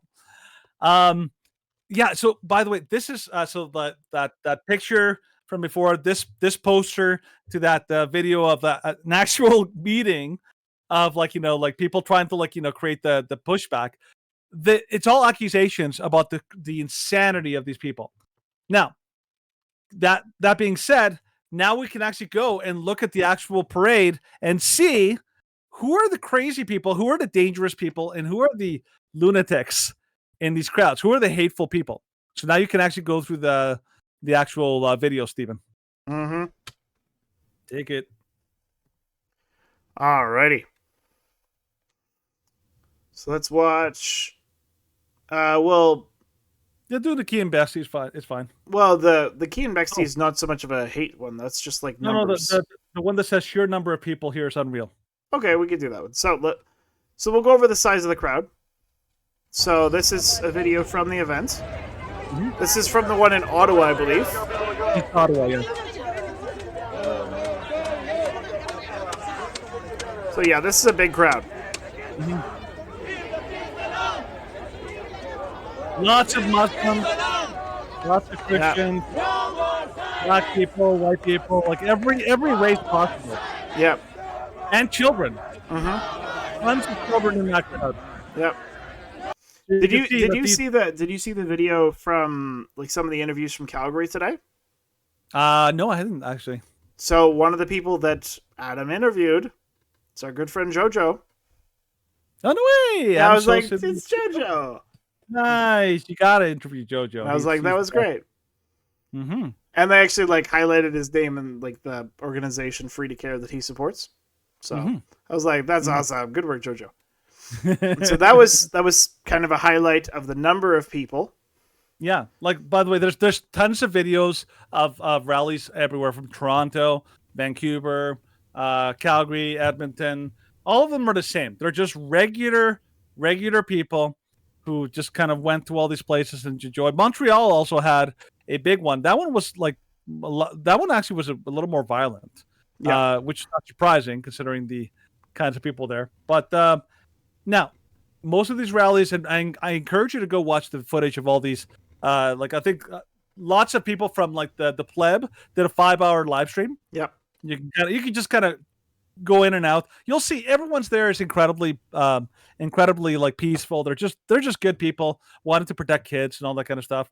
But I want to point out the whole thing that they were saying, like, oh, this is hate, right? which somebody pointed out to me like today. It's a good point. Do you know one of the problems with saying something is hate is that you're basically you're assuming motive. Motive is incredibly difficult to prove. You're not actually calling people out for actions, for actual objective behavior that is wrong.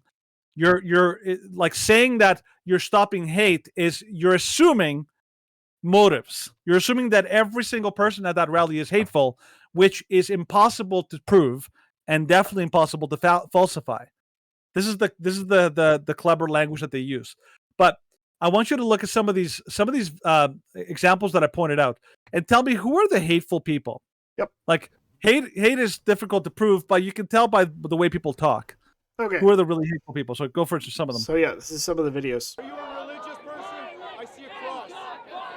If you persecute God's children based on your interpretation and your belief, you are forsaking the teachings of God. You are forsaking Jesus Christ, and you are condemning yourself to hell. Burn in hell. Oh yes. Lovely. Super lovely people. Super lovely. And of course, he's part of the like. You can even tell by his nails. I didn't notice that before. Yeah, his nails show that he's basically pro-trans because they always like to paint themselves like women. Like it's part of their thing. Oh yeah, I didn't even notice his nails. Yeah, he paints his nails, which means that's one way you can tell. If a person has painted nails, either their dad and their daughters basically painted their nails because that's what they dads do. Yeah. Or they're pro-trans. Yeah. So Conquer Worm had a great point. When you vilify and dehumanize the opposition, you could harm and kill with justification and no moral qualms. Yeah. Exactly. Oh, Dehumanization. I've had so many people that were like, the event that I went to in March of this year, there was a person who they tried to push him into an oncoming vehicle and have him be run over by a passing car because he opposed this individual going into a girl's change room. Yep. And I was like, I was telling this to people. I'm like, can you at least condemn this? Like, can you at least stand up and say we shouldn't have violence at these rallies? That was wrong. I had 90% of people saying it didn't happen. And then 10% of people that said it was okay, that they said it was okay that it happened. And they were like, oh, I wish that he actually did get run over. Because that's how little there is tolerance for anyone who disagrees with their agenda, because they want to push an agenda, and because we stand against it, they have to go after us with every fiber of their being. Yeah. And we cannot let their attacks and their persecution make us cower in fear. It should only make us fight stronger. Yeah, go to the second video there. So that guy basically is like, he's out to lunch, and I always find it hilarious. People who claim to be religious and claim to have like the moral high ground in the Bible and all that, and I'm like, good luck. You want to have a debate with me about the Bible? I will absolutely just annihilate you, bro. Like I will annihilate you.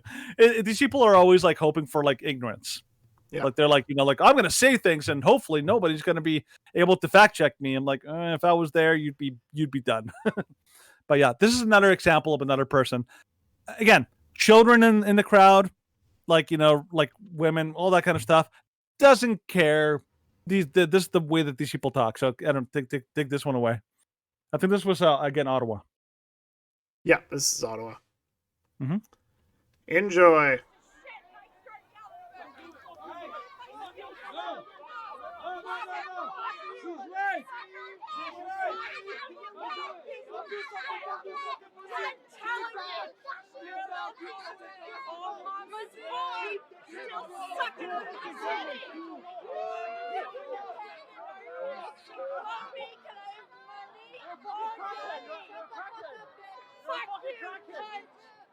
Wow.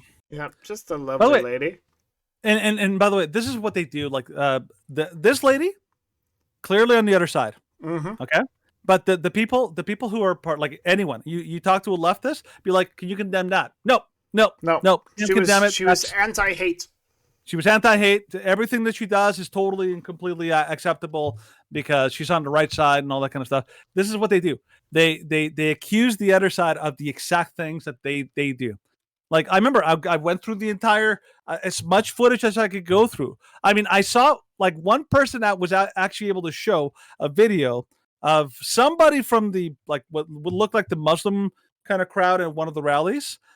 Throw what looked like a water bottle into the crowd, and I was like, okay, I'll give you that. That was not cool. They shouldn't be throwing like water bottles. I would condemn it on either side. No problem there. But for the most part, some of the most like vile and truly condemnable behavior is always on the left. It's always on the left. I don't know if you can go to the one from Montreal. It says Rebel News Quebec. Yep. Yeah. Is it this one? Yeah, it is this one. This one, yeah. Got Yeah, the volume on. En fait, je demande. Oh, hey! Hey! And of course he runs. Runs away. The camera. Tu vois, ils ont attaqué ton journaliste. Tu vois là, c'est ça ce qu'on est en train de dire là. Ils sont en train de nous attaquer puis Yep. nos enfants tranquilles. Laissez nos enfants tranquilles. Laissez nos enfants tranquilles. Laissez-nous. Hein? Il n'y a pas de problème. En fait, je demande. Oh, hey! Hey! Yeah. So that happened in Montreal. In the Ottawa one, I'm pretty sure it was Ottawa. Kian Bex, Kian Simone and somebody else. They were facing off. They were like on the side of the hateful side, which is the people who are supporting like transgender of the kids. And the guy literally like smacked his camera, full on assault, that kind of thing. So this stuff happens everywhere. It's so predictable. And here's a little final thing. This is Lauren Southern. This is in Vancouver. This is while she was like live streaming the whole event. What happened here is she started talking to somebody who's clearly on the other side, because how do you know that they're part of the communists and the black bloc, anarchists and all that? Because they're wearing masks. Mm-hmm. So like that, just keep that in mind. Yeah, that's what it's like when your group has to tell you to wear masks so you won't be identified. That should be a massive red flag of what are you planning to do? Because they're planning to do criminality and they don't want to be identified. This is basically like left-wing activists like 101. Oh yeah.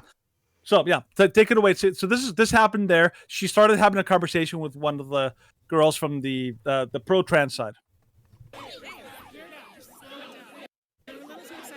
can't hear you. A little too excited. I can't hear you. So what are you doing here? Just appreciate what are you doing here? What am I doing here? What are you filming? What are you doing here? I'm filming. I don't understand. No, I think we should spend a little bit more time talking about this. So this guy has a no more pedophilia sign. Yeah, so I don't understand exactly. I don't really understand what you're doing. You might just explain it again. A whole lot. No, I don't think you understand anything. And also, I'm not understanding. Like, I'm really quite silly because of course, I'm one of these people. Yeah. But maybe if you could just explain to me more. Like one more I'm not the one protesting. I'm just filming. You're the one protesting. You just showed up to the specific thing. Just wait for it. Wait for it. I know all about you. I've known you for a long time. But really, I'm confused about you. I'm like, why do you think this God bless you, my friend. Do not touch me. Do not fucking touch me. There she goes. There she goes. No. You touch me. So she just There goes. fucking Insulted me. She just assaulted me. Oh my goodness. Yeah. Oh, Like by the when- way, it goes on from if you watch the full live stream that Lauren Southern did, like as she goes on later, she's like walking around and she looks and she's like, that girl, this specific girl, she went around and she was actually making a police report. Yeah. Accusing her of physical assault. She's like, she assaulted me. The whole thing is like she was basically condescending. Yeah. And so she basically wanted to touch touch her shoulder and be like, oh, okay, God bless you kind of thing, right? Like just as a Bless your heart. Yes. You're and dumb. then she was like, don't you touch me. And she went nuts. You saw she was unhinged, right? This is what they do. This is the classic mid-level violence. How does it work? They try to provoke you, and they try to find anything that they can use, distort, and twist into like she assaulted me. So that girl is probably now, in her groups and in her community and all that. She probably is like now talking about how Lauren Southern assaulted me, and she like I'm so triggered and so like upset, and she was horrible, and like it's like of course, they're all part of a cult, so they will all believe her. And everyone will just kind of like say, like, this is why Lauren Southern is horrible and terrible, and why we need to like destroy her, and why violence against her is justified, because they're basically in an echo chamber, and nobody, and I mean nobody, in her little club of like cultists will ever say the opposite. They will never say like, oh no, I don't think that was an assault. They'll all be like, yes, that was definitely assault. Oh yes, Lauren Southern is the devil. Yes, we need to destroy these evil people. It's incredible. Like it'd be interesting to see these people like in their actual groups and how they talk, because it's amazing to me. So the crazy thing is, I love this march. Like the fact that they were all over Canada, and again, it was so encouraging. And again, the rhetoric from the media, from politicians. Did you see the comments, Stephen, by Justin Trudeau and by Jagmeet Singh? Oh about yeah. this? Do you remember what they said? Oh well, they were basically just saying, they were attacking it as, oh, like Canadians are better than this. Like Canadians stand up to hate, and it's like, no, you don't. You are the hate. Yeah, I think Justin Trudeau, actually, one of the things that came out is that he actually invented a new word. He called it biphobia. Yep. He actually said that, and people were like, are you freaking serious right now? It was crazy. The other thing that was interesting, I think there was one video we skipped over, is from the Pleb Reporter. The organizer of the Million March for Children calls out Jagmeet Singh. So maybe you can play that video really quick and we'll finish on that one. So this is the organizer, just the guy who organized the entire march, from the Pleb Reporter. Yeah, there it is.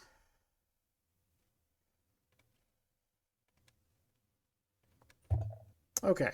Who is also... I Stephen. also saw the leader of the NDP, who is also part of Canada's coalition government. Jagmeet Singh looked me in the eye, and he did that to me. And I also did that back.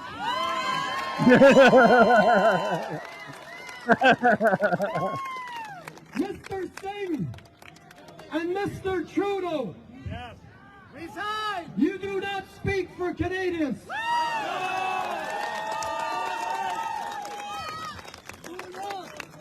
I promise you, look into my eyes again, and you can see it in the videos. I know I put fear in your eyes. Yes. You bullied our blue-collar truckers. Yep. Yes. But this white-collar guy is going to make sure you all eat your words. Yes. Amen, brother.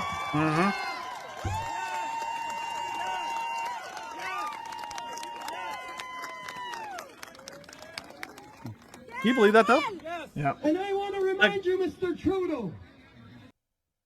Can you believe, like, Jagmeet Singh is like, Yeah. I'm like, Uh-huh. are you serious right now? Yeah. You're supposed to be like the leader of of a major party, and you're basically trying to intimidate like people who are protesting against your basically grooming and predatory behavior against children. I'm like, my lord, we're living in a almost like a simulation. It's just so insane. I don't know, Steve. What are your thoughts on the Million March and the stuff that we've covered so far? Get in there. And This kinda is talk this about is something that we're very proud to support, such a movement as the Million Man March for Children. Yeah. Like there's a reason that I've taken my kids out, and out of public school, and I put them in private school, and there is a reason that the teachers unions have rejected calls and rejected the efforts by the Ontario and the Saskatchewan government to make it so that they cannot hide what they show to parents. Parents have a right to know what the schools are doing to their kids.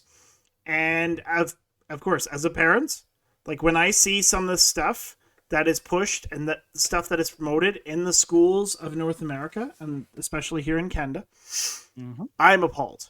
I am disgusted by the things that they are pushing onto children, and saying that it is normal and saying that it is encouraged and saying that it is something which should be promoted because it is something which is beneficial to children. Yeah. Pushing a child which is impressionable or who is impressionable into something which is deviant is absolutely disgusting.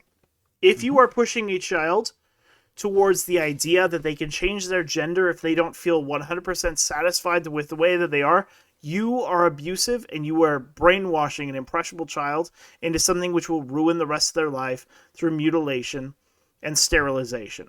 That's the truth.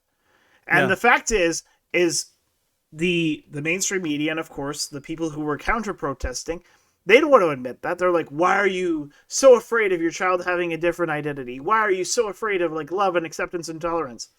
And I'm like, if you're an adult and you make this decision, that's one thing. If you try and tell a child, oh yes, like you don't have to be a boy. You can be a girl today if you want to. And then if you want to, you can start taking these drugs and they won't let you go through puberty. And it's like a pause button, except studies have shown that it's not like a pause button. It'll sterilize, what is it, 25%? Yeah. And at least 25%? These are like, we don't even know what these things will do to No, kids. we have no idea what the long-term stuff is. Yeah. But it's just dangerous. And it's all just given the green light in the name of tolerance. And thankfully, fake tolerance. But thankfully, parents are no longer standing for it. Parents are saying no, and parents are standing up as one and saying enough is enough. We're standing for our children. We're standing for their future, and you can't have them. Yeah. And that, of course, is making the perverts and the pedophiles and the groomers, it's making them very upset that they can't have access and that they can't have unrestricted access. The unrestricted access and unrestricted ability to tell students whatever they want. This is actually like the one beneficial thing that happened from COVID is parents actually tuned in to what students were being taught and what books they were reading. And of course, we've seen in the United States and in Canada this movement to say, hey, what the hell are you doing to my kids? Why do you think that you can do this with no repercussions and that you can just convince my child of this and it's totally okay? Like, there's a reason that in the United States, 30% of universities, college freshmen identify as LGBTQ. That's nonsense. It's called social contagion. It's a social contagion, and it has nothing to do with people being born this way. That's been categorically debunked in almost every study that's tried to prove it. Even the studies that say it's like, oh yes, like there's a genetic link. You look at those studies, and they'll say that in twin studies, a 30% concordance rate, where you have 30% of where you have one identical twin who is homosexual or trans, and then the other one, it's less for trans, but even for homosexuals, it's a 30% rate where one is gay and the other one is also gay. It proves that it's not genetic because Which if proves it was that it has genetic, nothing to do with it genetics. would be closer to 100%. Yeah, there'd be a couple outliers if it was genetic. Yeah. Like you don't have identical twins with different eye colors. It doesn't happen. Except for some rare mutations. Yes. Yeah, one of my favorite posters that I saw, it went really viral. A Muslim lady holding up a poster saying, never trust anybody who says don't tell your parents. Yep. It's like, yes. That's exactly, I mean, it's incredible how things that were obvious to everyone, if you ask any, and I went in Calgary and asked people, is there ever a time when if you leave your child in someone else's care and and at some point you find out that they told your kid don't tell your parents, is there ever a time where that's actually a good thing? Most people will be like, no, like don't tell your parents is a giant red flag, but except when trans people do it, then that is totally cool. It's I think somebody said maybe it might have been JoJo. If somebody said imagine if schools secretly started baptizing children without telling their parents. There'd be a massive outrage. Massive outrage. I mean, imagine that, eh? And that's even less harmful. You're literally just dunking them in water. That's not even like causing them any physical harm. But these schools are like, oh, we're gonna go help you to get some testosterone or estrogen shots, and then we're also gonna give you puberty blockers and pretend at school that you're like some other gender or something like that. That's not harmful at all. Like, my goodness. So yeah, it's great to see Canadians get together. This is kind of like just as unifying as the Freedom Rally or the trucker protest that went to Ottawa. It's the kind of thing that I think all Canadians agree on. And I think it was okay. I think I was listening to the podcast by Dr. Aaron Rock, and I think there was a CTV poll. I'll have to see where he got this, but apparently the poll asked if people agreed with the counter protesters or the parental rights people. Yep. And it was like somewhere in the upper 90s, like 95% of people like said like, no, we stand with the parents. Mm-hmm. And even he was like, whoa, that's ridiculous. That's crazy high. That is very high. But it shows that people are not on board. They are not on board with this kind of nonsense, like grooming and all that kind of stuff. So don't feel like you're an outlier. No. This is not natural. This is not grassroots. This is not a movement of the people. This is top down. People who have ulterior motives and who like clearly couldn't care less about children. They're trying to impose this from the top down. People with a lot of power in school boards and unions and government from like who are getting their marching orders from global elites are basically pushing this on purpose on schools, hoping that they'll get away with it, and empowering and defending the very like naive pro trans LGBT kind of allies. And they're basically protecting them, using them as a shield to get their agenda done. So this is not popular, and this is not something that people want. So don't feel like you're alone. You're like, I think everyone can pretty much agree that we draw the line at children. Children are like the do not pass, do not go. And by the way, most of the people that are counter protesting do not have children. Yep. They just do not. Well, so. It's just a really clear thing when they don't have children, but yet they somehow want access to yours. That's a huge red flag. Mm-hmm. So sounds a little and oh yeah, I was about to say your video died, but then it came back, so you're good now. I just reset it. Yeah, I noticed that too. No problem. Yeah. Okay, so we're about an hour and 35 minutes in, and this is episode 300. So we can kind of open the floor. If there are things which our viewers want to watch, if they want to join the discussion and talk about stuff, or then, if you have questions, go for it. Mm-hmm. About what the podcast is about, what we do, and where we're planning to go from here. Because episode 300 is sort of it's a jumping point, mm-hmm. and we want to go further, and we want to make sure that people are informed about the topics of the day, and that they know how to counter a lot of these arguments when they're presented with them in real life. Because if you don't know how to counter these arguments when somebody presents you with them, then you're going to either react emotionally, mm-hmm. or you are going to run away. And neither looks good for you or the argument that you're trying to present. Mm-hmm. So, Conqueror. Yeah, do you guys know what's Canada's plan for resting its currency? U.S. is planning on moving the USN from the U.S. I don't know exactly what the acronym USN is. Are you talking about potentially moving over to like a CBDC, like a central bank digital currency? Like, I know that Justin Trudeau did mention that, I believe, over the weekend. And the Liberals, of course, have been wanting to move towards a central bank digital currency for quite some time. That's their ultimate goal, yeah. Yeah, because it's easier to control a central bank digital currency, and they can control the flow of money. And, of course, when you control every point of currency in your nation, mm-hmm. and you can control people's behavior. You can say, nope, that's not acceptable for you to buy, but this is. Mm-hmm. Like, we were talking, like, we didn't talk about on the show, counter to the BRICS, an asset-based currency that's digital. I haven't done a whole lot of research into an asset-based currency that's digital. As far as I'm assuming this is some sort of counter to the petrodollar potentially leaving from the United States dollar.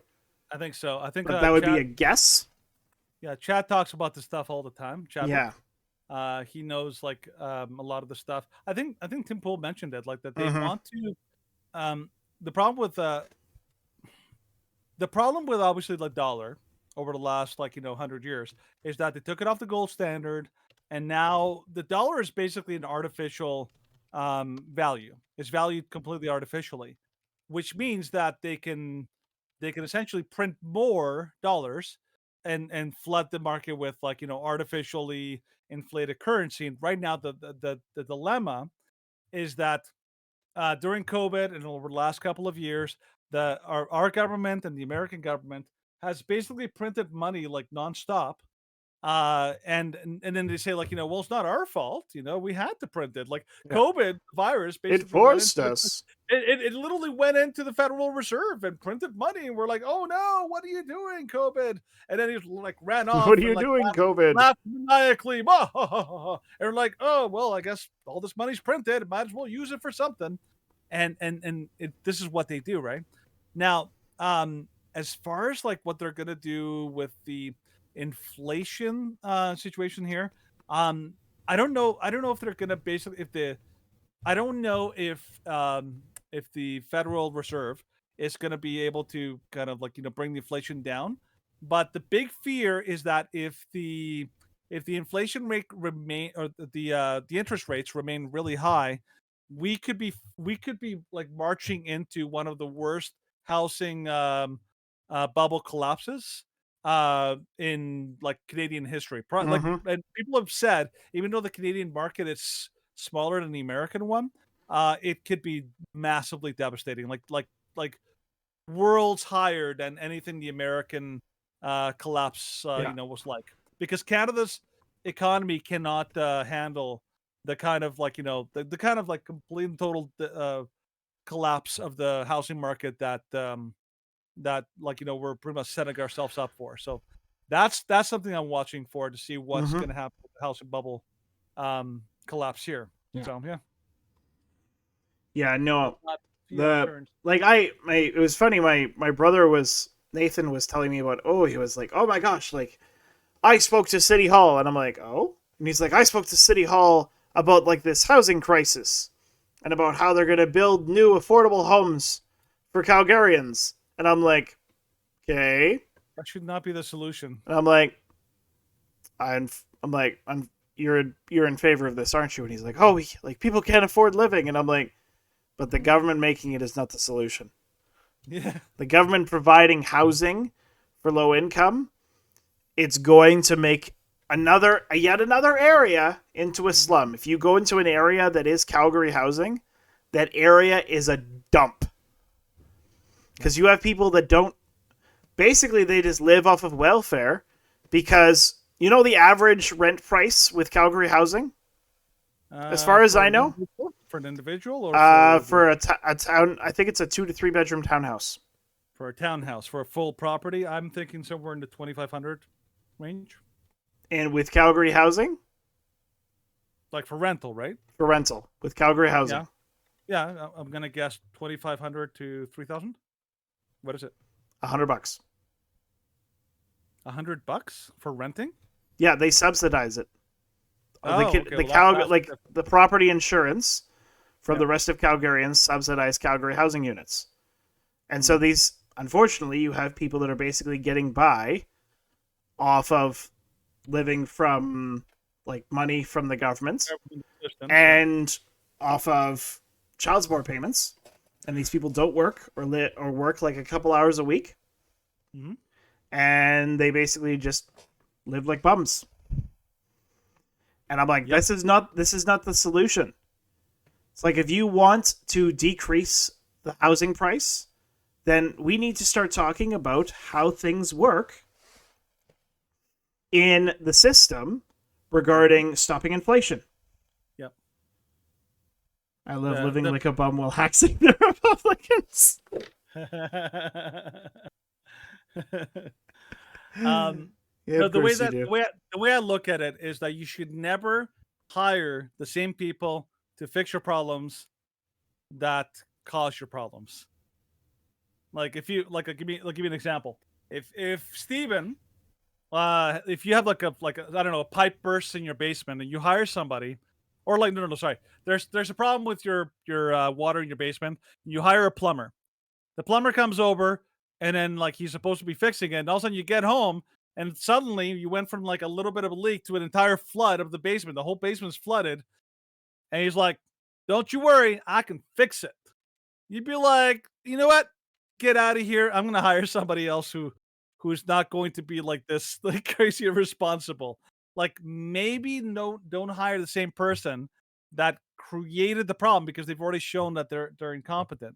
The way that the government, the way that to solve these problems. This is what one of the reasons I actually like Polyev, because Polyev, when he speaks, you're like, this is a guy who actually understands Sans finance. what is causing all of these problems, and he understands that the best way to solve these problems is not for the government to step in, like take all your money and then like give you benefits, but to basically to get out of the way, to create like like incentives to lower like the cost of like buildings and all that kind of stuff, and to let the private sector actually solve the problem, because the private sector is really good at coming up with creative, effective solutions to problems. The government is not.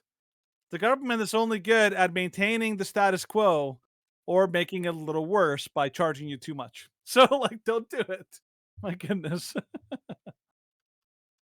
So yeah, like the as far as like the Canadian economy, I don't know. I don't see this like getting any better in any way, Not because anytime soon.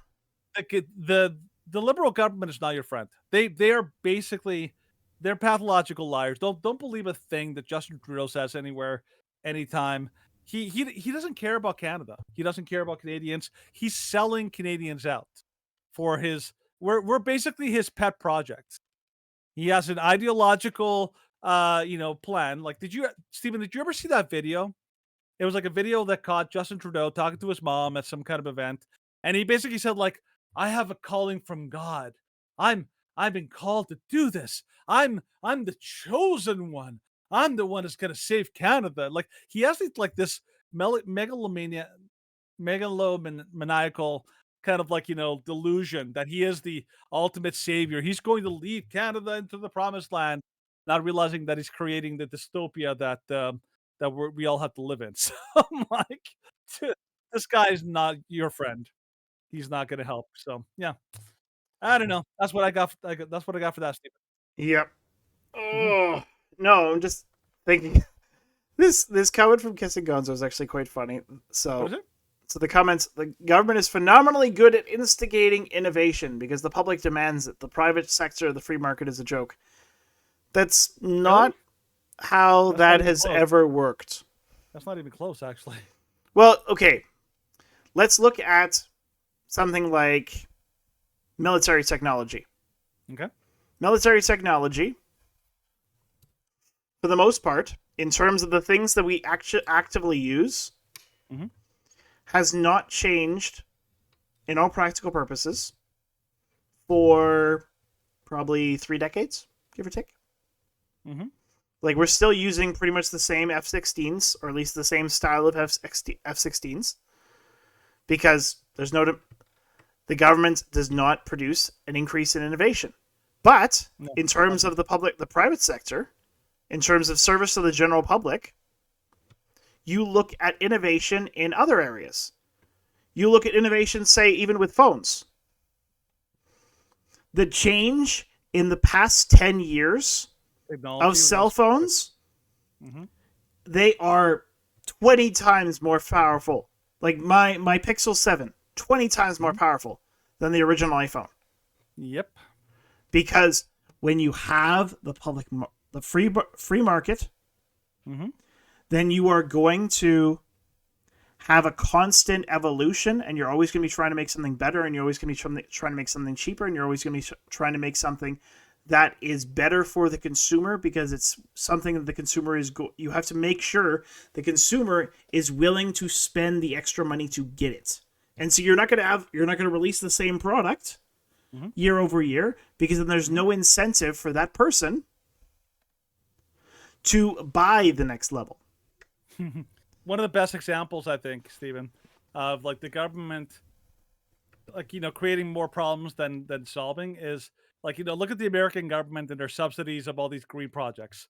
Like Obama, what was that? There's like a energy company, like a green energy company that they subsidize for like the tune of like millions of dollars, and the whole company basically went bankrupt. Like, it's like, no, like the government, all they know how to do is throw money at a problem. They're not smart about it. The like, yes, like, in America, for example, they subsidize like drug research, which is why all these companies are able to get like the innovation, because the private companies are receiving government funding, which is helping them to be able to, like, get the thing. So yes, in that sense, if the government is providing money and a monetary incentive, which is a form of free trade. Yeah, but when the government basically tries to solve societal problems, it can really fall apart very quickly.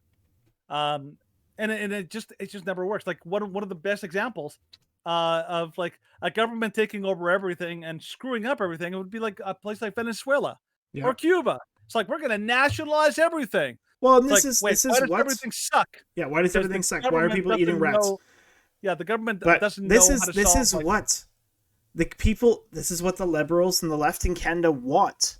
Like, people are talking about, of course, this grocery issue, and the federal government stepping in to say that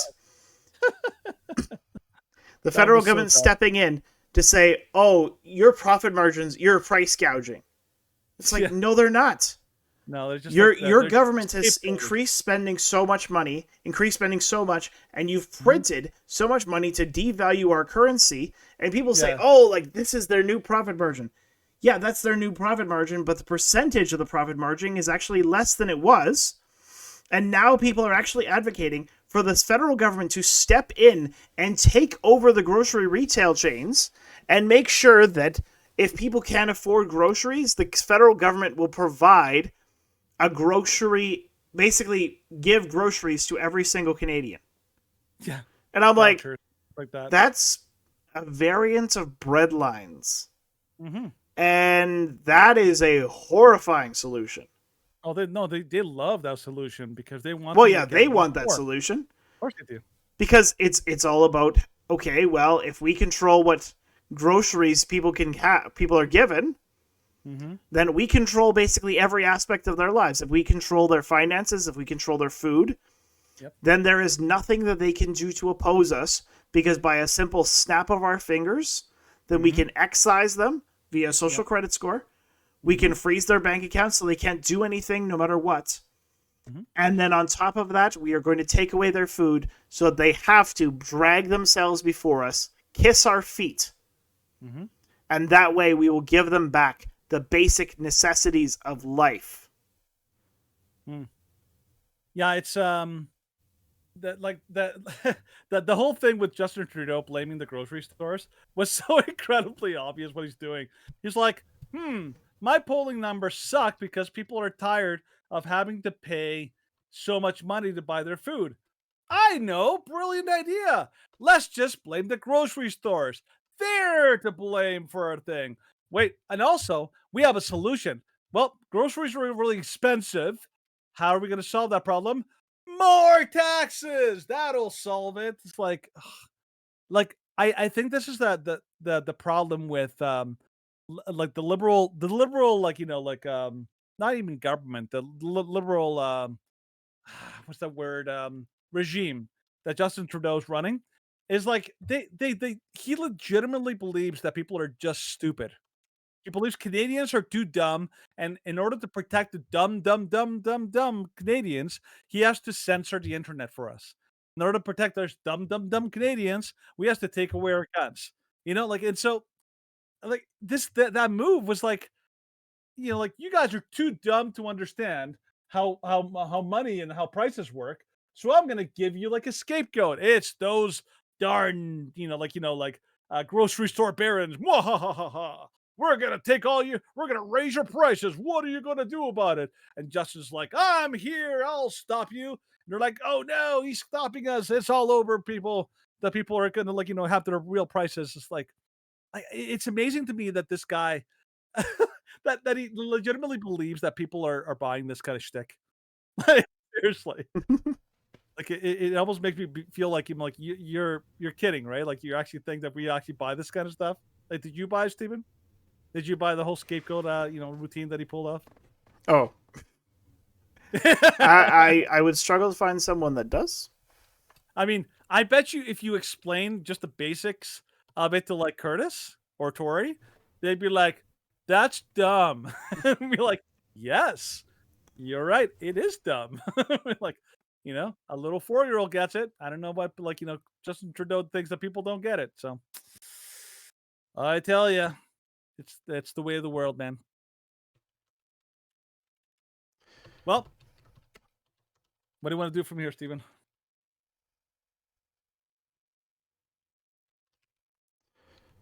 He's out of ideas. He's got nothing. I'm just typing. Just typing. He is completely depleted. He is gone. Well, I don't know. I keep thinking we've only been going for like an hour and 50 minutes, but because OBS randomly shut down at the start of the show, we've actually been going for closer to like 2 hours and 10. Yeah. So if people have any other ideas, if people want to join the Discord and talk about what they want to talk about, then that's fine. Otherwise, we can keep going for another 5 minutes and then shut her down and I'll go to bed. I don't care. That's an exciting prospect right there. It's a very exciting prospect. So the idea that you'll be awarded if you play by the rules. Well, yeah, for the most part, if you play by the rules, there's a good principle, like Ben Shapiro went over this. If you graduate high school, if you get married, if you have kids within marriage and don't have them out of wedlock, then by almost every relevant criteria, you have about a 90% chance of being in the middle class. I think it's higher than that. Yeah, I'm just kind of giving a low estimate.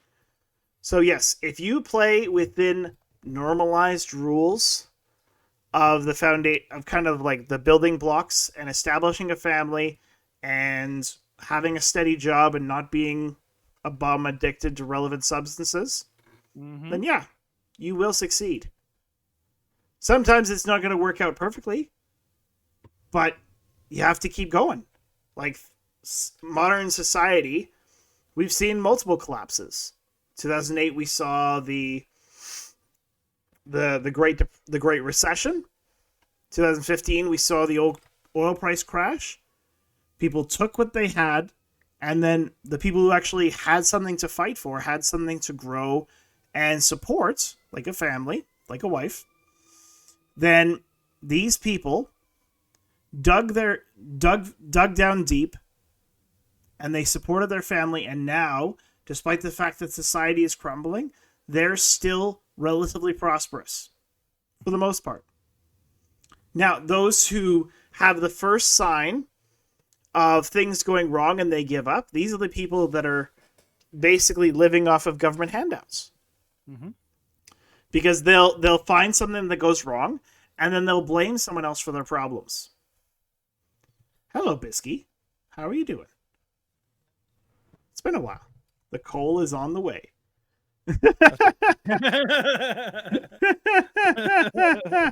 Still a few months out. It's being delivered by solar power. I'm doing good for a cookie. Yeah. It's been a while, Bisky. When was the last time you commented? It's I'm so sad. My condolences the fact that you're still trapped in this this hellhole. It's crazy. Well, you haven't said anything since June. Wow, really? Yeah. It's been a while, eh? Yeah, it's been a long time. Dang. Welcome back, Bisky. Yeah, welcome back. Yeah. Are you upset the village has to pay for the dirty village person that is not contributing? Well, it depends. Can they contribute? If they can contribute and they're not contributing, then yes. I had a lot of people angry at me on Twitter because I was saying that because there was this I think it was a bill from the UCP. If they cannot contribute, then that's an entirely other matter. Yeah, see, I'll say this, like the way I look at it, like when it comes to government, it's the same basic approach that I have for religious values. It's like people should not be forced against their will to contribute. That should not be a thing, and that's like in biblical morality, all giving should be voluntary, not coerced and not forced. Okay, for some reason we believe that in a modern world, like like all giving should be mandatory, and you don't have a choice. You have to give, despite, and that kind of like principle goes into like healthcare, for example. It's like everyone has to pay for healthcare. We're like, well, what if you don't want to like pay for healthcare? It's like, well, you have to, like you don't have a choice. And in response to your wonderful donation, we're going to give you one of the worst healthcare systems on planet Earth. Yeah, you're welcome. You're welcome. It's like, great, thanks. Yeah, my friend actually, I found out like the other day, she's finally getting an operation for hernia. Guess how long she had to wait on the wait list to get that? Oh, probably 3 years. Yeah, exactly 3 years. Yep. It's like the medical system in Canada is it's a gigantic joke. I actually am thinking like obviously once you hit 50, 60, like your need of the medical system is going to go up. Like anybody who lives in Canada long enough, you're gonna need the actual medical system. By the time I'm 50 and 60, the medical system is going to be so horrible in Canada that I'm pretty much, it's going to be like that Far Side comic. Like there's a Far Side comic where it's like the thing said like the horse hospital, and the doctor's going around with a shotgun. And he's like, okay, let's see your chart. Like, I got one solution. Bang! Like it's going to be made for everyone. Everyone's going to get made. I have a fungal infection on my toe. It's like, okay, we got made for you.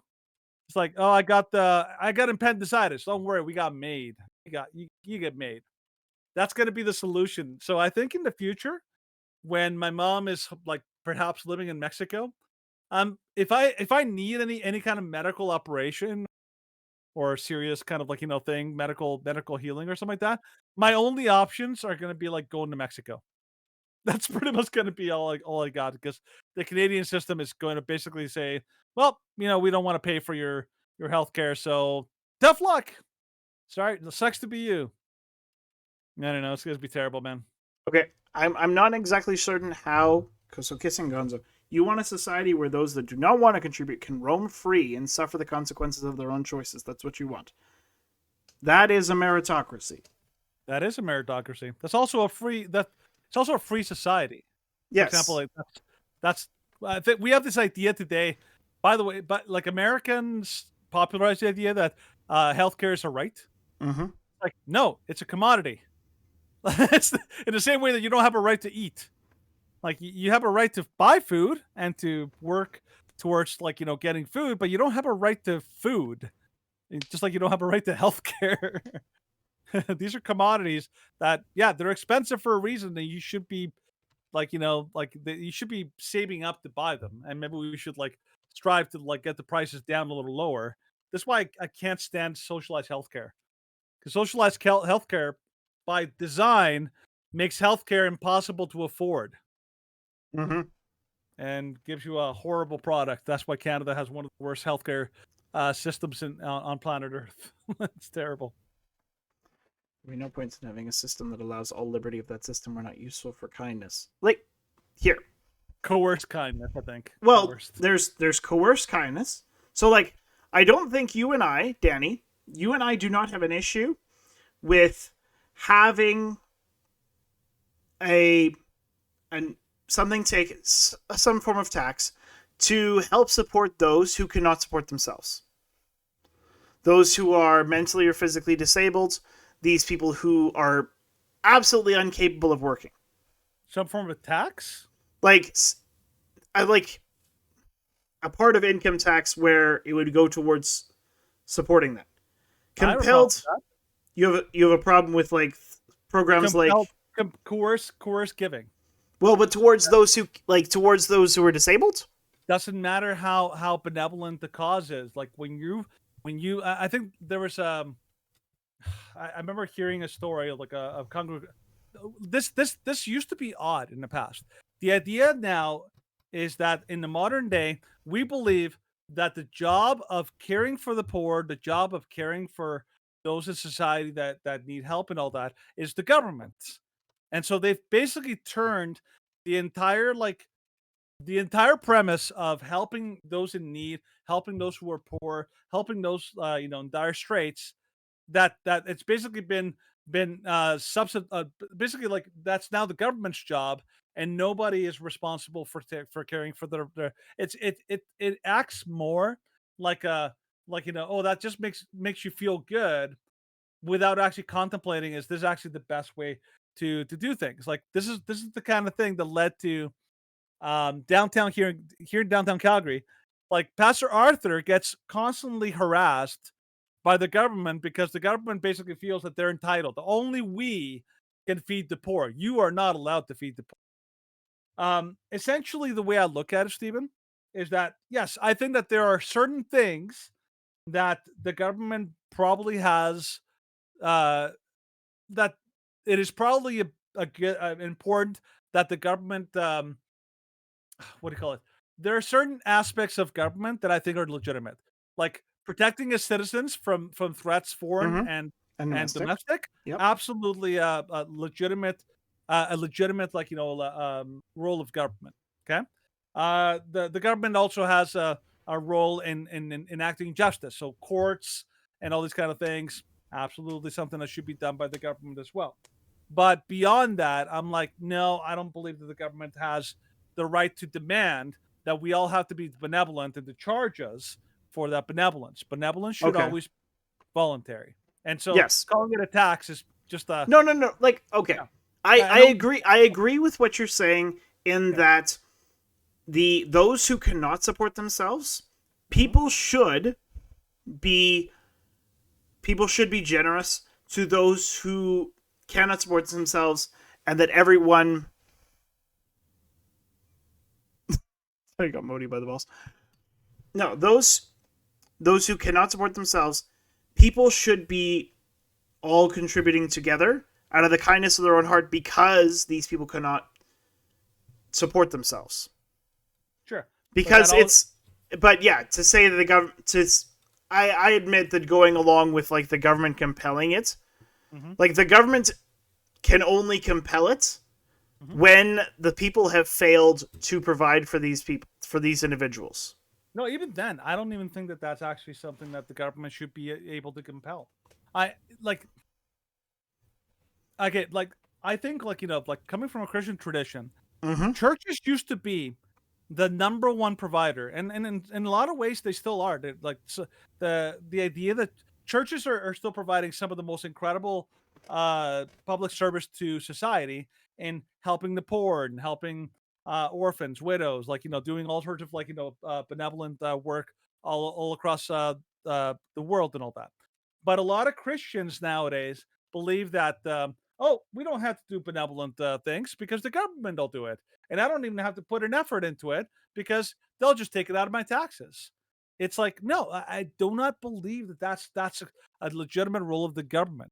It's like, imagine, like, for example, there's a bake sale at your school. Okay, there's a bake sale, and all the proceeds are going to puppies born without legs or something like that. Oh my goodness, those poor puppies born without legs. We have to support them and all that. Like, okay, have your bake sale, sell it, and people can go and they can buy the bake sales. What we're advocating for is, like, by the way, every single person at that school is required to donate $5 towards the puppies born without limbs kind of charity by force. I'm like, that's no longer charity. That is now that's basically theft. You're basically saying my cause is legitimate and worthy, So I have the right to pick your pocket and grab money from you so that I can, like take care of this noble cause that I believe is like so noble. I'm like, no, I don't think that's ever a viable way of doing charity, of doing compassion. And of course, people can say all you want, like, like, well, if you don't force people to be compassionate, then that's incredibly evil. And I'm like, no, it's not. Like, let's call it what it is. It's theft. All all charity should be done voluntarily. It should not be it should not be compelled. And the idea that we're creating a better society by encouraging theft for a good cause is not that's not making a better society. It's making a society that is more. That's actually making a worse society because you're advocating for theft, not for charity, not for not you're not actually appealing to people to be better people. You're basically trying to tell people, by the way, we're gonna rob from you, but we're doing it for a good cause, so it's okay. Yeah, this is moral robbery because the end outcome is good. We're gonna go into your house and steal your TV, but don't worry, we're gonna take the proceeds to help little old grandma who can't buy her groceries. It's like it's theft, but it's noble theft, so it's okay. That's the kind of thing that we can do. So yeah, I don't agree with the idea of like legitimizing or at least normalizing like compelled charity. I'm you can have that position if you want. I don't believe in that approach. I think Well, like, charity's good, but not compelled. yeah, like I wish that there wasn't. Okay, hold on. I'll grab that source. Just give me 2 seconds, and I What's will the find source? that. Oh, for teachers. I haven't been following the chat, so So yeah, no. Teachers are far more likely to abuse kids than priests and pastors. Yeah. And That's not even hard to argue. I will grab the link in 5 seconds once things load. It's well, I'll let you look that up. I'll explain why that's not hard to argue for. Um, okay, so the priest situation. The idea the priests were abusing children. Sure, nobody's denying that. Nobody's saying that didn't happen. The reason why that was so egregious was not because priests were hurting kids. It was because the Catholic Church for many years was transferring these priests from one diocese to another. That's where the scandal came up. But if you actually look at the actual number of priests out of the entire whole of the entire Catholic Church, over the period that we're talking about, it was a very, very small percentage of actual priests that were actually doing the actual harm. Okay, the actual percentage of people, the priests and members of the entire congregation, it was a very small percentage. However, if you actually go into a similar period, like let's say a 25 to 30-year period of how many teachers have been accused, charged, and convicted of abusing children over a 30-year period, the number is astronomically higher. Like we just don't realize how high it is because it's so normal. Like this past year alone, I don't know how many stories you and I have covered of teachers that got convicted or charged of sleeping with, harming, or abusing children. Just this past year alone, it's so normal that it doesn't even make the news anymore. Like there are so many local stories of teachers that abuse somebody in a small town in Texas or small town in Saskatchewan, that it doesn't even make the news because it's no longer like big news anymore. It's so common that it actually becomes it doesn't even make the nightly news. And so yeah, it's not hard to argue that when people say oh, religion is the cause of all child abuse. I'm like, no, that's not even remotely No. true. Like child abuse happens across every demographic, from schools Mhm. to churches to like the secular, like, and secular people are just as common at abusing children than religious groups. It's just it's an argument based on that requires ignorance. If you don't look into it, it sounds believable, but when you actually really do a deep dive and look into it, it's not as strong an argument as people like to think. It's a good example of confirmation bias. I don't like religious people. Oh, religious people are bad. And then you hear the argument like, well, religious people are abusing kids like a lot. But like, oh, that sounds right because it agrees with my bias already. So that's got to be true. Well, I'm going to use this argument from now on. That's basically the idea. It's a good example of confirmation bias. But your link is propaganda.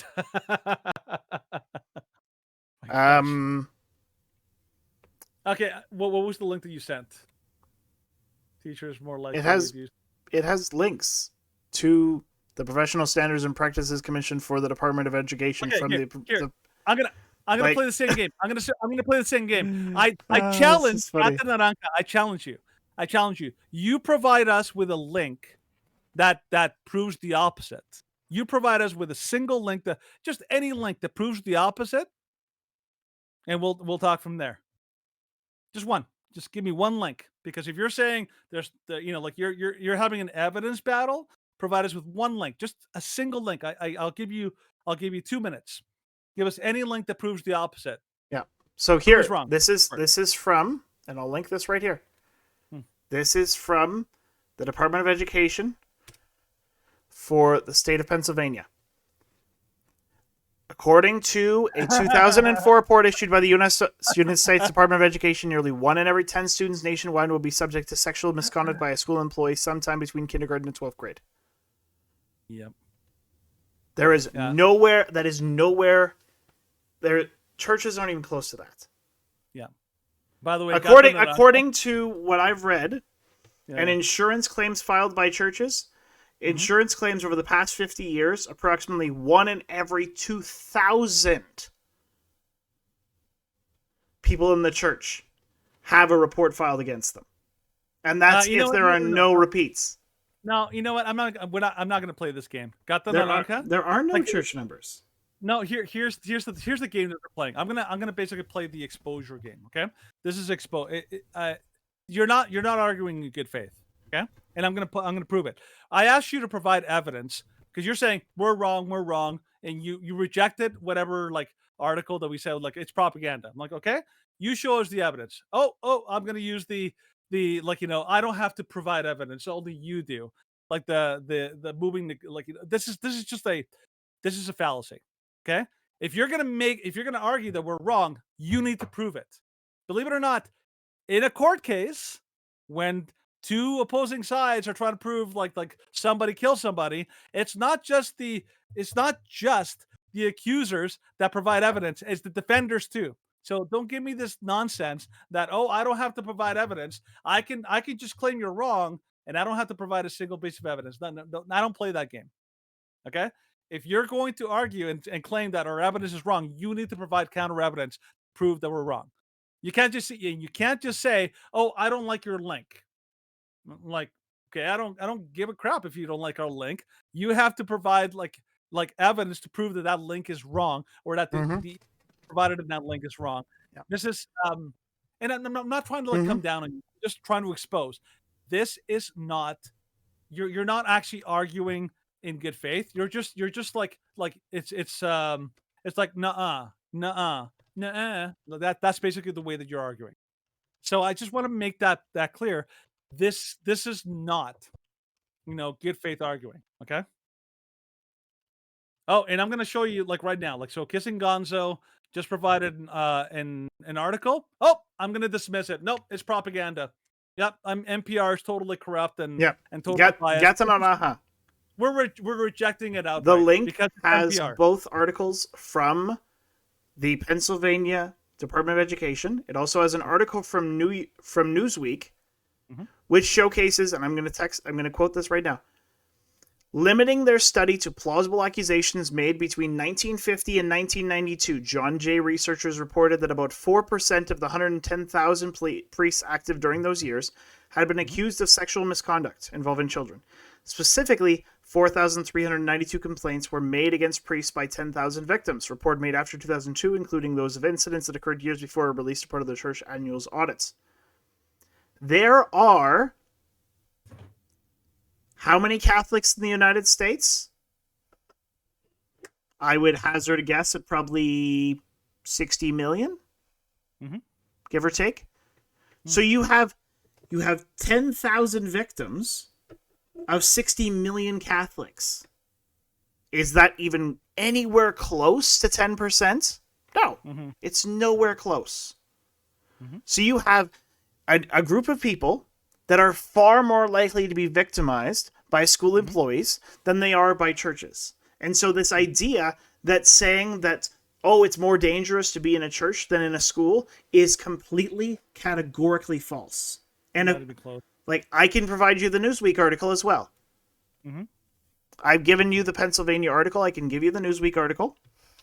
This is the game that they play, Stephen. Like, is it 100 times? Well, they're estimating that there's going to be what percentage? So there's 10,000 there's 10,000 victims. So their numbers that they were using for, because they said 0.1%. That'll be divided by, sorry. And now apparently I'm just typing the wrong way.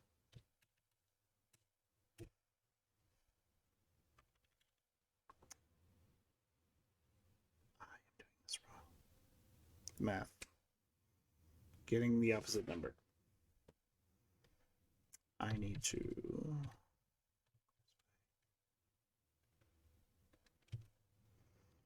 I think they're even estimating that there's only about 10 million.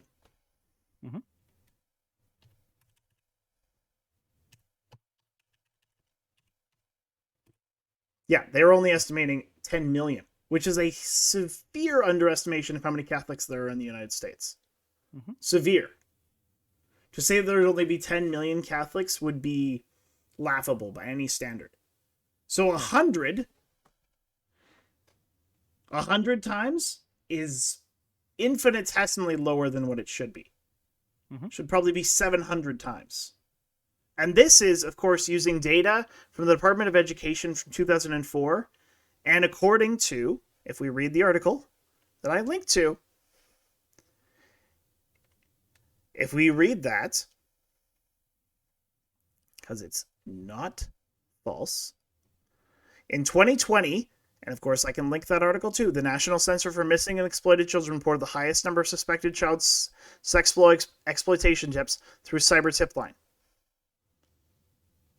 So, since 2004, the numbers have gone up. And if they were rising in drastic numbers in the churches, you know who would be covering it more than anybody else? The media. But right now, the media is playing. They're playing cover up.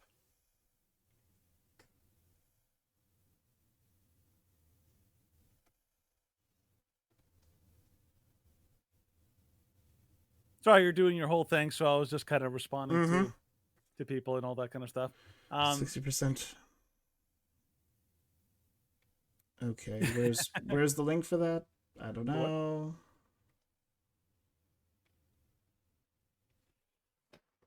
Yeah, if NPR's not propaganda, then dogs are chickens. That's true. Well, I mean, that's what he says. Like, you know, if NPR is propaganda, what was it? Like, if NPR is propaganda, then where is it?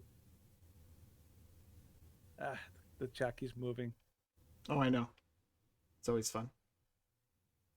If NPR is propaganda, then apples are watermelons. I'm like, that is the most nonsensical argument.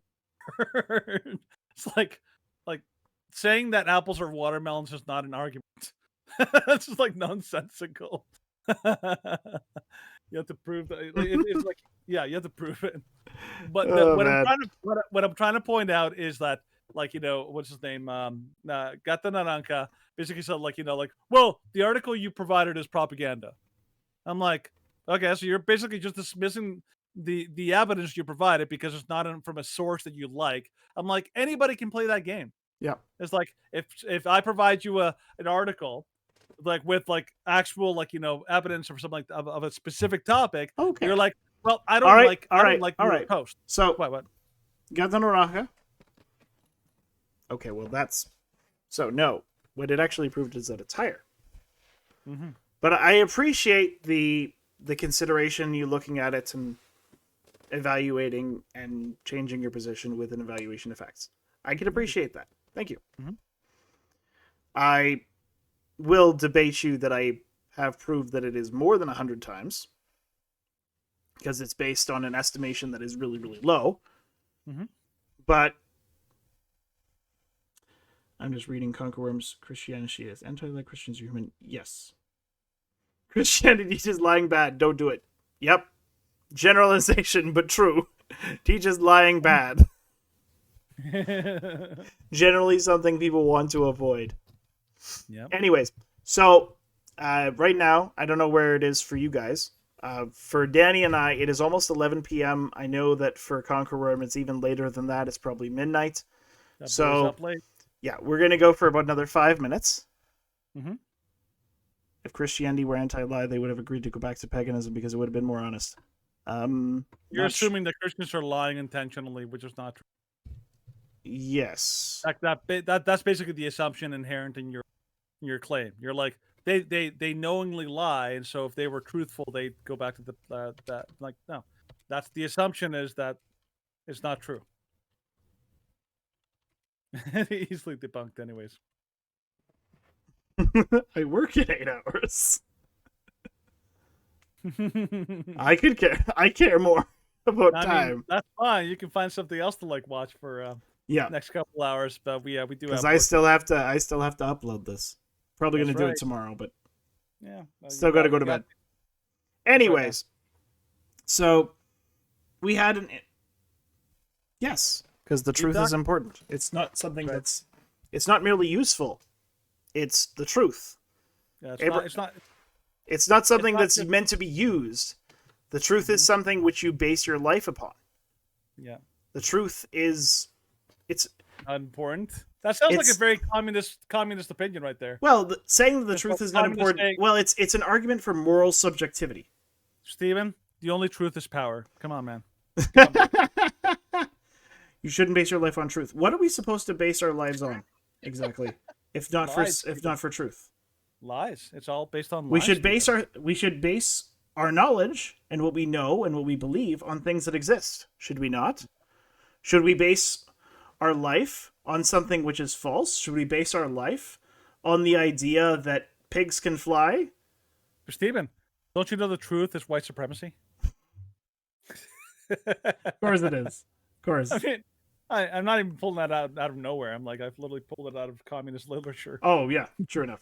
Anyways, we can address this more. We are, of course, doing live streams every Tuesday and Thursday, so we can continue to have these conversations all the time if you wish.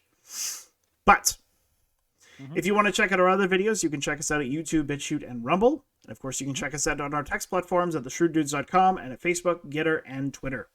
Do it. Yes, that being said, we've enjoyed our 300th episode, and we continue and hope to do more to eventually get to 400 and 500. Should wait for the second show. What second show? The second show is going to be on Tuesday. We're gonna have some after show stuff or something. Apparently that exists. Apparently. Anyways. I have evidence that Christianity is pro-life. Yeah. Whoa, that would Hasn't be been able to. entire, like, But that didn't would- you that just would be an didn't you entire just say episode. that the truth doesn't matter? Why does evidence matter if truth doesn't? I don't know why that makes sense. Steven. It's- Steven, you don't argue with the people arguing absurdities. You're just gonna I know. involve absurdities. I'm sorry. That's right, man. Anyways, we will see everybody on Tuesday for our regularly scheduled Tuesday News Day. Until then, Danny, sign us out. We're the Shrewd Dudes, and we believe in the truth. Yes, And amen, we do. we're always trying to remind you, why be rude? You can be shrewd instead. Thank you for watching and listening. And yeah, looking forward to Tuesday. It's gonna be fun, man. Have yourself a good weekend. Stay out of trouble, and as always, Yep. God bless. God bless indeed.